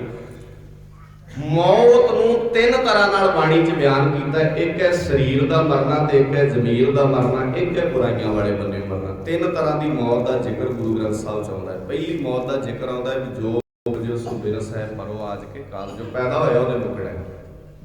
दूजी मौत का जिक्र आउंदा है बाणी दे अंदर, महाराज सच्चे पातशाह जी करदे ने, जे जीवे पत लथी जाए सब हराम जेता किश खाए। जे जमीर मर जाए तो काहदी जिंदगी है बंदे। ते तीजी मौत का जिक्र आउंदा, महाराज कहते ने शब्द मरो फिर जीवो सद ही, तां फिर मरण न होई। शब्द के द्वारा अपने आप को मारीए, फिर दोबारा कदे भी बंदे की मौत नहीं हुंदी। उदों ही हो सकता है जो मरने की चिंता नहीं वाला कंसैप्ट आप समझांगे। बाणी नूं जीवन विहार नाल जोड़ के वेखांगे। बाणी असी क्योंकि बाकी चीज़ां नाल तुरदे आ, साडे किन्ने कर्म कांड मौत नाल जुड़ गए। मां नूं असी बहुत प्यार करते हैं, पिता नूं असी बहुत प्यार करते हैं, क्योंकि साडी साझ है। बहुत सारिया चीज़ां मां नाल जुड़ियां होईयां, मां दे जाण तो बाद सानूं घर लिआउण तो डर भी लगदा। जे प्यार करते हैं फिर डर क्यों लगता। तुसीं वेखदे नहीं कई चीज़ां, जिवें खास करके मां दा मंजा जां मां दे कपड़े। अच्छा तेज बहुत आपां वैसे सियाणे बड़े आ, मां दा मंजा ते कपड़े बाहर सुੱਟਦੇ आ। जे मां ने कोई गहना पाया होवे तो वो नहीं सुੱਟ के आउंदे। कीमती गहना वो थोड़ी सुੱਟ के आउंदा बंदा, अगला कहता भी इन्हों छड्ड आओ। अच्छा मैं बहुत बार कहना होना भी मान लो मां जिस मंजे ते बीमार हुई जां अखीरला स्वास जिहड़े मंजे ते उहने त्यागਿਆ, तुहानूं लगदा भी मंजा काहनूं घर रखिਆ। मन लिया तुसीं इदां सोचदे हो, ते जिहड़े घर विच मां ने अखीरले स्वास लए ने, फिर वो घर क्यों नहीं किसी नूं दे दिंदे भी स्वास तां फिर अखीर घर विच भी लए ने ना। सब तो वध मंजा तो हो सकता बदलिया भी होएगा, पहला किसी होर मंजे ते बेबे बैठी होवे, माता बैठी होवे, फिर मंजा बदल लिया हो सकता अद्धा घंटा ही अखीरला उस पर घर तो सारे घर में तो बेबे रही है ना अखीर तक। जे वो घर चंगा है तो मां नाल जुड़ी हुई हर एक चीज चंगी। इस वहम चों अपने आप को बाहर कड्डो, सिख खवाउण वाले घट्टो घट। दूजी गल, ਅਸੀਂ ਗੁਰੂ ਗ੍ਰੰਥ ਸਾਹਿਬ ਜੀ ਨੂੰ ਮੱਥਾ ਟੇਕਦੇ ਹਾਂ ਔਰ ਬਾਣੀ 'ਚ ਮਹਾਰਾਜ ਸੱਚੇ ਪਾਤਸ਼ਾਹ ਜੀ ਨੇ ਲਿਖਿਆ, ਜਿਵੇਂ ਮੈਂ ਕਹਿ ਲਿਆ ਸੀ ਪਹਿਲਾਂ ਕਿਹਾ ਸੀ ਵੀ ਅਸੀਂ ਸੰਸਾਰੀ ਹਿਸਾਬ ਨਾਲ ਚੱਲਦੇ ਹਾਂ, ਅਸੀਂ ਨਿਰੰਕਾਰੀ ਹਿਸਾਬ ਨਾਲ ਨਹੀਂ ਚੱਲਦੇ। ਮਾਤਾ ਨਾਲ ਜੁੜੀ ਹੋਈ ਹਰ ਇੱਕ ਚੀਜ਼ ਪਿਆਰੀ ਹੈ। ਸਾਨੂੰ ਕਿਸੇ ਵੀ ਚੀਜ਼ ਨਾਲ ਨਫ਼ਰਤ, ਕਿਸੇ ਵੀ ਚੀਜ਼ ਨਾਲ ਸਾਨੂੰ ਇਦਾਂ ਨਹੀਂ ਲੱਗਦਾ ਵੀ ਇਹਦੇ ਨਾਲ ਸਾਡਾ ਬਹੁਤ ਵੱਡਾ ਨੁਕਸਾਨ ਹੋ ਜਾਣਾ ਹੈ। ਜੇ ਅਸੀਂ ਉਸ ਘਰ ਵਿੱਚ ਰਹਿੰਦੇ ਹਾਂ, ਮਾਤਾ ਦੀ ਯਾਦ ਨਹੀਂ ਆਪਣੇ ਘਰ ਵਿੱਚੋਂ ਜਾਣ ਦਿੰਦੇ, ਤਾਂ ਸਾਨੂੰ ਇਹ ਲੱਗਦਾ ਹੈ ਜਿਵੇਂ ਪਹਿਲਾਂ ਕਿਹਾ ਵੀ ਜਿਸ ਘਰ ਵਿੱਚ ਬੇਬੇ ਚੜ੍ਹਾਈ ਕਰਦੀ ਹੈ ਤੁਹਾਨੂੰ ਲੱਗਦਾ ਵੀ ਪੁੱਤਾਂ ਦੇ ਦਿਮਾਗ ਵਿੱਚੋਂ ਮਾਤਾ ਦੀ ਯਾਦ ਨਿਕਲ ਜਾਣੀ ਹੈ, ਤੇ ਮੰਜੇ ਕਰਕੇ ਇਹ ਡਰ ਕਿਉਂ ਲੱਗਦਾ ਵੀ ਮਾਤਾ ਕਹਿੰਦੇ ਫਿਰ ਘਰ ਨਾ ਆ ਜਾਏ। ਉਦਾਂ ਤੇ ਅਸੀਂ ਕਹਿੰਦੇ ਮਾਂ ਜਾ ਨਾ, ਤੇਰੇ ਬਿਨਾਂ ਸਾਡਾ ਜੀ ਨਹੀਂ ਲੱਗਣਾ, ਤੂੰ ਜਾਣੀ ਨਹੀਂ ਚਾਹੀਦੀ ਘਰੋਂ। ਤੇ ਦੂਜਾ ਇਹ ਲੱਗਦਾ ਵੀ ਜੇ ਮਾਂ ਦੀ ਕੋਈ ਚੀਜ਼ ਘਰ ਰਹਿ ਗਈ ਤੇ ਮਾਤਾ ਨੇ ਘਰ ਰਹਿ ਜਾਣਾ, ਬੇਬੇ ਨੇ ਘਰ ਨਹੀਂ ਛੱਡ ਕੇ ਜਾਣਾ। ਤੁਸੀਂ ਵੇਖੋ ਇੱਥੇ ਦੇ ਮੈਨੂੰ ਪਤਾ ਤੁਸੀਂ ਕਰਦੇ ਹੋ ਕਿ ਨਹੀਂ ਕਰਦੇ, ਸਾਡੇ ਪੰਜਾਬ ਵਿੱਚ ਬਹੁਤ ਜ਼ਿਆਦਾ ਜਦੋਂ ਪੁਰਾਣੀ ਚੜ੍ਹਾਈ ਕਰ ਜਾਂਦੇ ਨਾ ਉਹਨੂੰ ਘਰੋਂ ਲੈ ਕੇ ਜਦੋਂ ਤੁਰਦੇ ਨੇ ਤੇ ਰਸਤੇ ਦੇ ਵਿੱਚ ਨਾ ਉਹ ਜਿਸ ਤੇ ਅਰਥੀ ਸਜਾਈ ਹੁੰਦੀ ਹੈ ਨਾ ਉਹਨੂੰ ਚੱਕਰ ਦਿੰਦੇ ਨੇ, ਘੁਮਾਉਂਦੇ ਨੇ। ਪਤਾ ਨਹੀਂ ਇੱਥੇ ਤੁਸੀਂ ਘੁਮਾਉਂਦੇ ਆ ਕਿ ਨਹੀਂ ਘੁਮਾਉਂਦੇ, ਇੱਥੇ ਵੀ ਘੁਮਾਉਂਦੇ ਆ ਆਪਣੇ ਬੜੇ ਸਾਡੇ ਤੇ ਮਾਰੇ ਕਿਰਪਾ। ਚਲੋ ਜੇ ਭਲਾ ਇੱਥੇ ਤੁਸੀਂ ਉਹ ਪਤਾ ਕਿਉਂ ਘੁਮਾਉਂਦੇ ਨੇ, ਕਿਉਂਕਿ ਗਰੁੜ ਪੁਰਾਣ ਗ੍ਰੰਥ 'ਚ ਲਿਖਿਆ ਵਾ ਵੀ ਮਾਤਾ ਨੂੰ ਜੇ ਜਾਂ ਪ੍ਰਾਣੀ ਜਿਹੜਾ ਚੜ੍ਹਾਈ ਕੀਤਾ ਜੇ ਉਹਨੂੰ ਘੁਮਾਇਆ ਨਾ ਜਾਏ ਤੇ ਵਾਪਸ ਉਹ ਘਰ ਆ ਜਾਂਦੀ ਹੈ। ਇਸ ਕਰਕੇ ਭਾਂਡੜੀ ਜੀ ਦੇ ਦਿਓ ਤਾਂ ਕਿ ਚੱਕਰ ਜੇ ਆ ਜਾਣ। ਗਰੁੜ ਪੁਰਾਣ ਗ੍ਰੰਥ 'ਚ ਲਿਖਿਆ। ਅੱਛਾ, ਸਿੱਖ ਗਰੁੜ ਪੁਰਾਣ ਗ੍ਰੰਥ ਪੜ੍ਹਦੇ ਵੀ ਨਹੀਂ। ਮਨ ਤੁਹਾਨੂੰ ਕਈਆਂ ਨੂੰ ਇਹ ਵੀ ਨਹੀਂ ਪਤਾ ਹੋਣਾ ਵੀ ਗਰੁੜ ਪੁਰਾਣ ਗ੍ਰੰਥ ਕੀ ਹੁੰਦਾ ਹੈ, ਕਈਆਂ ਨੂੰ ਨਹੀਂ ਪਤਾ ਹੋਏਗਾ ਵੀ ਉਹ ਲਿਖਿਆ ਉਹਦੇ 'ਚ ਕਰ ਸਿੱਖ ਰਹੇ। ਵਿਪਰ ਦੀ ਰੀਤ ਹੋਰ ਕੀ ਹੁੰਦੀ ਹੈ, ਸਾਰੇ ਦੇ ਸਾਰੇ ਕਰਮ ਸਾਡਾ ਸਿੰਪਲ ਰਹਿਤ ਮਰਿਆਦਾ ਪੜ੍ਹ ਕੇ ਵੇਖੋ, ਉਹਦੇ 'ਚ ਜਿਹੜੀ ਅੰਤਿਮ ਸੰਸਕਾਰ ਦੀ ਡੈਫੀਨੇਸ਼ਨ ਪਰਿਭਾਸ਼ਾ ਦਿੱਤੀ ਉਹਦੇ 'ਚ ਲਿਖਿਆ ਪ੍ਰਾਣੀ ਚੜ੍ਹਾਈ ਕਰਦਾ ਹੈ ਜੇ ਮੰਜੇ ਤੇ ਹੈ ਤੇ ਥੱਲੇ ਲਾਉਣ ਦਾ ਭਰਮ ਨਹੀਂ ਕਰਨਾ। ਜਿਸ ਜਗ੍ਹਾ ਤੇ ਵੀ ਹੈਗਾ ਉੱਥੇ ਹੀ ਰੱਖਿਆ ਜਾ ਸਕਦਾ, ਕਿਸੇ ਤਰ੍ਹਾਂ ਦਾ ਭਰਮ ਕਰਨ ਦੀ ਲੋੜ ਨਹੀਂ। ਉਹਦੇ ਅੰਤਿਮ ਇਸ਼ਨਾਨ ਕਰਾਇਆ ਜਾਏ ਤੇ ਘਰੋਂ ਲੈ ਕੇ ਤੁਰਨ ਲੱਗਿਆ ਕੋਈ ਕਿਸੇ ਨੇ ਆਵਾਜ਼ ਨਹੀਂ ਮਾਰਨੀ, ਕੋਈ ਕਿਸੇ ਨੇ। ਬੜੇ ਕਰਮ ਕਾਂਡ ਨੇ ਸਾਡੇ ਇਸ ਤਰ੍ਹਾਂ, ਤੁਸੀਂ ਵੇਖੋ ਅਸਥੀਆਂ ਪਾਉਣ ਜਾਂਦੇ ਆਪਾਂ ਆਵਾਜ਼ ਮਾਰਦੇ ਆ ਵੀ ਬੇਬੇ ਆ ਜਾ, ਫਿਰ ਟਿਕਟਾਂ ਲੈਣੇ। ਇੱਥੇ ਹੀ ਨਹੀਂ ਘੱਟ, ਬਾਹਰਲੇ ਮੁਲਕਾਂ ਤੱਕ ਨਾ ਬੰਦੇ ਜਦੋਂ ਬਾਹਰੋਂ ਬਾਪੂ ਦੀਆਂ ਅਸਥੀਆਂ ਲਿਆਉਂਦੇ ਨੇ, ਬਜ਼ੁਰਗ ਦੀਆਂ ਅਸਥੀਆਂ, ਉਹ ਉੱਥੋਂ ਆਉਣ ਲੱਗੇ ਏਅਰਪੋਰਟ ਦੀ ਟਿਕਟ ਨਹੀਂ ਕਰਾਉਂਦੇ, ਜਹਾਜ਼ ਵਾਲੀ ਟਿਕਟ ਨਹੀਂ, ਕਿਉਂਕਿ ਉਹ 70-80 ਹਜ਼ਾਰ 'ਚ ਪੈਂਦੀ ਹੈ। ਇੰਨੀ ਮਹਿੰਗੀ ਕੌਣ ਕਰਾਵੇ। ਤੇ ਜਦੋਂ ਦਿੱਲੀ ਏਅਰਪੋਰਟ ਤੋਂ ਉੱਤਰ ਜਾਂਦੇ ਨੇ ਬੱਸ ਦੀ ਕਰਾ ਲੈਂਦੇ ਨੇ 1000-1200 ਦੀ, ਵੀ ਇਹ ਤਾਂ ਸਸਤੀ ਜੀ ਹੈ। ਵੀ ਜੇ ਬਾਪੂ ਜਹਾਜ਼ 'ਚ ਆ ਗਿਆ 12-13 ਘੰਟੇ ਦੀ ਫਲਾਈਟ ਵਿੱਚ, ਤੇ ਫਿਰ ਦਿੱਲੀੋਂ ਤੇ 5 ਘੰਟੇ ਲੱਗਣੇ ਨੇ ਪੰਜਾਬ ਤੱਕ, ਹੁਣ ਅੰਮ੍ਰਿਤਸਰ ਆਉਣ ਤੱਕ ਕਿੰਨੇ 6 ਘੰਟੇ ਲੱਗ ਜਾਣਗੇ। ਜੇ 14 ਘੰਟਿਆਂ ਦੀ ਫਲਾਈਟ ਵਿੱਚ ਬਾਪੂ ਬਿਨਾਂ ਟਿਕਟ ਤੋਂ ਆਇਆ ਤੇ ਹੁਣ ਬਾਪੂ ਇੱਥੇ ਕਿਉਂ ਨਹੀਂ ਆਏਗਾ ਬਿਨਾਂ ਪਰਕਿੰਡਾ। ਵਹਿਮ ਬੰਦਿਆ ਫਿਰ ਆਵਾਜ਼ ਮਾਰਨਗੇ ਬਾਪੂ ਜੀ ਆ ਜਾਓ, ਬੈਠੋ ਬਾਪੂ ਜੀ ਆ ਜਾਓ, ਚੱਲੀਏ। ਉਹ ਭਾਈ ਜਾਣ ਤੋਂ ਬਾਅਦ ਤੁਹਾਡੀਆਂ ਕਿੰਨੇ ਸੁਣਨੀਆਂ ਇਹ ਗੱਲਾਂ, ਇਹਨਾਂ ਗੱਲਾਂ ਦੇ ਕੋਈ ਮਤਲਬ ਨਹੀਂ ਪੜਦੇ। ਗਰੀਬ ਨਿਵਾਸ ਸੱਚੇ ਪਾਤਸ਼ਾਹ ਜੀ ਨੇ ਕਿਹਾ ਘਰ ਵਿੱਚ ਆਪਣੇ ਬਜ਼ੁਰਗਾਂ ਦੀ ਜਿਉਂਦੇ ਜੀ ਜਿੰਨੀ ਸੇਵਾ ਕਰ ਸਕਦੇ। ਵੈਸੇ ਮੈਂ ਇੱਕ ਬੇਨਤੀ ਹੋਰ ਕਰਦਾ ਹੁੰਦਾ, ਮੈਨੂੰ ਐ ਲੱਗਦਾ ਤੁਸੀਂ ਵੇਖੋ ਆਪਾਂ ਉਲਟਾ ਕਰ ਲਿਆ ਸਾਰਾ ਕੰਮ। ਸਾਡੀ ਰਹਿਤ ਮਰਿਆਦਾ 'ਚ ਲਿਖਿਆ ਵੀ ਵਿਆਹ 'ਚ ਦਾਨੇ ਬੰਦੇ ਜਾਣ, ਵੀ ਰਹਿਤ ਮਰਿਆਦਾ ਪੜ੍ਹ ਕੇ ਵੇਖ ਲਓ ਜੇ ਇੱਥੇ ਹੋਏਗੀ ਭਾਈ ਸਾਹਿਬ ਤੁਹਾਨੂੰ ਦੇ ਦੇਣਗੇ, ਪੜ੍ਹ ਲਿਓ ਉਹਦੇ 'ਚ ਲਿਖਿਆ ਵੀ ਵਿਆਹ 'ਚ ਦਾਨੇ ਬੰਦੇ। ਦਾਨੇ ਦਾ ਮਤਲਬ ਹੁੰਦਾ ਸਿਆਣੇ। ਆਪਣੇ ਉਲਟਾ ਹੋ ਗਿਆ ਕੰਮ, ਆਪਾਂ ਵਿਆਹ 'ਚ ਜਾਂਦੇ ਨਿਆਣੇ ਤੇ ਭੋਗ ਤੇ ਜਾਂਦੇ ਸਿਆਣੇ। ਮੈਨੂੰ ਮੈਂ ਬਹੁਤ ਵਾਰ ਕਹਿੰਦਾ ਹੁੰਦਾ ਵੀ ਮੈਨੂੰ ਐ ਲੱਗਦਾ ਭੋਗ 'ਚ ਆਉਣੇ ਚਾਹੀਦੇ ਨਿਆਣੇ ਤੇ ਵਿਆਹ 'ਚ ਜਾਣੇ ਚਾਹੀਦੇ ਸਿਆਣੇ। ਆਪੇ ਠੀਕ ਹੋ ਜਾਣ, ਬੜੀਆਂ ਚੀਜ਼ਾਂ ਆਪੇ ਠੀਕ ਹੋ ਜਾਣਗੀਆਂ। ਪਰ ਵਿਆਹ ਵੇਲੇ ਬਾਪੂ ਨੂੰ ਕਹਿੰਦੇ ਵੀ ਤੂੰ ਉੱਥੇ ਜਾ ਕੇ ਕਰਨਾ, ਵੀ ਤੇਰਾ ਕੀ ਕੰਮ ਹੈ ਉੱਥੇ।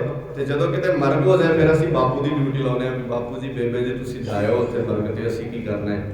ਜਦੋਂ ਕੋਈ ਪ੍ਰਾਣੀ ਚੜ੍ਹਾਈ ਕਰਦਾ ਤੇ ਉੱਥੇ ਆਣ ਕੇ ਵੇਖੋ ਤੇ ਸਹੀ ਵੀ ਮਾਂ ਤੋਂ ਬਿਨਾਂ ਘਰ ਦੇ ਜੀਆਂ ਦਾ ਹਾਲ ਕੀ ਹੁੰਦਾ। ਤਾਂ ਜੇ ਇੱਥੇ ਨੌਜਵਾਨ ਆਉਣ ਨਾ, ਜਿੱਦਾਂ ਆਪਾਂ ਸਾਰੇ ਬੈਠੇ ਆ, ਮੈਂ ਦਾਅਵੇ ਨਾਲ ਕਹਿਣਾ ਇੱਥੇ ਮਾਤਾ ਦੇ ਜਾਣ ਤੋਂ ਬਾਅਦ ਜਿਹੜਾ ਬੰਦਾ ਭੋਗ ਤੇ ਆਏਗਾ ਨਾ ਮਾਤਾ ਜੀ ਦੇ ਘਰ ਜਾ ਕੇ 5 ਮਿੰਟ ਆਪਣੀ ਬੇਬੇ ਲਾ ਕੇ ਜ਼ਰੂਰ ਕਹੂਗਾ ਵੀ ਸ਼ੁਕਰ ਹੈ ਮੇਰੇ ਕੋਲ ਮੇਰੀ ਬੇਬੇ ਹੈਗੀ ਹੈ, ਮੇਰੀ ਮਾਂ ਹੈਗੀ ਹੈ।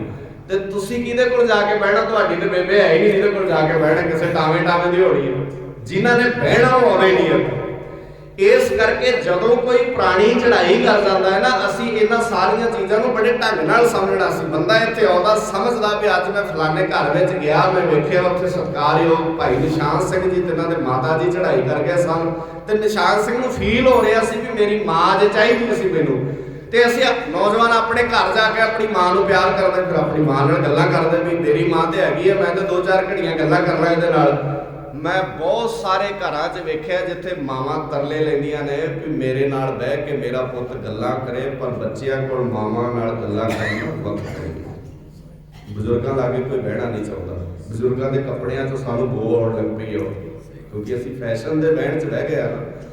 ਦਾਦੀ ਲਾਗੇ ਪੋਤਰਾ ਬਹਿ ਜਾਏ ਨਾ ਤਾਂ ਬੜੇ ਘਰਾਂ ਵਿੱਚ ਕਲੇਸ਼ ਪੈ ਜਾਂਦਾ ਵੀ ਤੂੰ ਕੀ ਹਰ ਵੇਲੇ ਦਾਦੀ ਲਾਗੇ ਵੜਿਆ ਰਹਿਣਾ, ਤੂੰ ਕਿਤੇ ਉੱਥੋਂ ਪਾਸੇ ਵੀ ਹੋ ਜਾਇਆ ਕਰ। ਔਰ ਮੈਂ ਕਈ ਵਾਰ ਕਹਿੰਦਾ ਹੁੰਦਾ ਕਿ ਦਾਦੀਆਂ ਅਸਲ ਵਿੱਚ ਫ੍ਰੀ ਦੀਆਂ ਯੂਨੀਵਰਸਿਟੀਆਂ ਨੇ, ਜਿਹੜੀ ਸਿੱਖਿਆ ਦਾਦੀ ਨੇ ਦੇ ਦੇਣੀ ਹੈ ਨਾ ਆਪਣੇ ਕੋਲ ਬਿਠਾ ਕੇ ਦਾਦੇ ਨੇ ਦੇ ਦੇਣੀ ਹੈ, ਕਿਸੇ ਕਾਲਜ ਯੂਨੀਵਰਸਿਟੀ ਵਿੱਚੋਂ ਵੀ ਨਹੀਂ ਮਿਲਣੀ। ਇਹ ਤਾਂ ਸਕੂਲ ਨੇ ਘਰਾਂ ਵਿੱਚ, ਯੂਨੀਵਰਸਿਟੀਆਂ ਨੇ ਘਰਾਂ ਵਿੱਚ ਦਾਦੇ ਦਾਦੀਆਂ।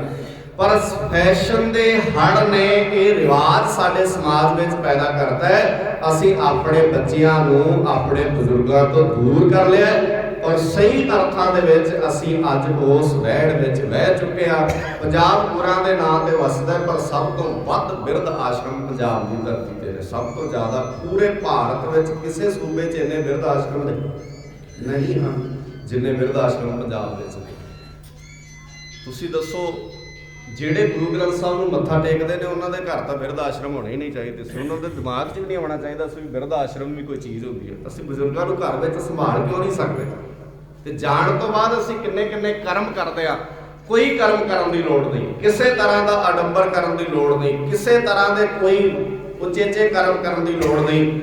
ਜੀਂਦੇ ਜੀ ਸਾਰੀਆਂ ਸੇਵਾਵਾਂ ਨਿਭਾਓ। ਜਾਣ ਤੋਂ ਬਾਅਦ ਗੁਰਦੁਆਰਾ ਸਾਹਿਬ ਸਿਰਫ ਦਾਲ ਫੁਲਕਾ ਹੀ ਛਕਾ ਦਿਓ। ਮੈਨੂੰ ਨਹੀਂ ਲੱਗਦਾ ਵੀ ਸਾਡੇ ਬਜ਼ੁਰਗਾਂ ਨੇ ਇਹਦੇ ਨਾਲ ਨਾਰਾਜ਼ ਹੋ ਜਾਣਾ ਹੈ। ਮੈਂ ਕੱਲ ਵੀ ਗਿਆ ਸੀ ਦੀਵਾਨ ਵਿੱਚ, ਸਾਡੇ ਭੋਗ ਸਿੰਪਲ ਕਰੋ ਜਿੰਨੇ ਹੋ ਸਕਦੇ ਨੇ, ਜਿੰਨੇ ਹੋ ਸਕਦੇ ਭੋਗਾਂ ਨੂੰ ਸਿੰਪਲ ਕਰੋ।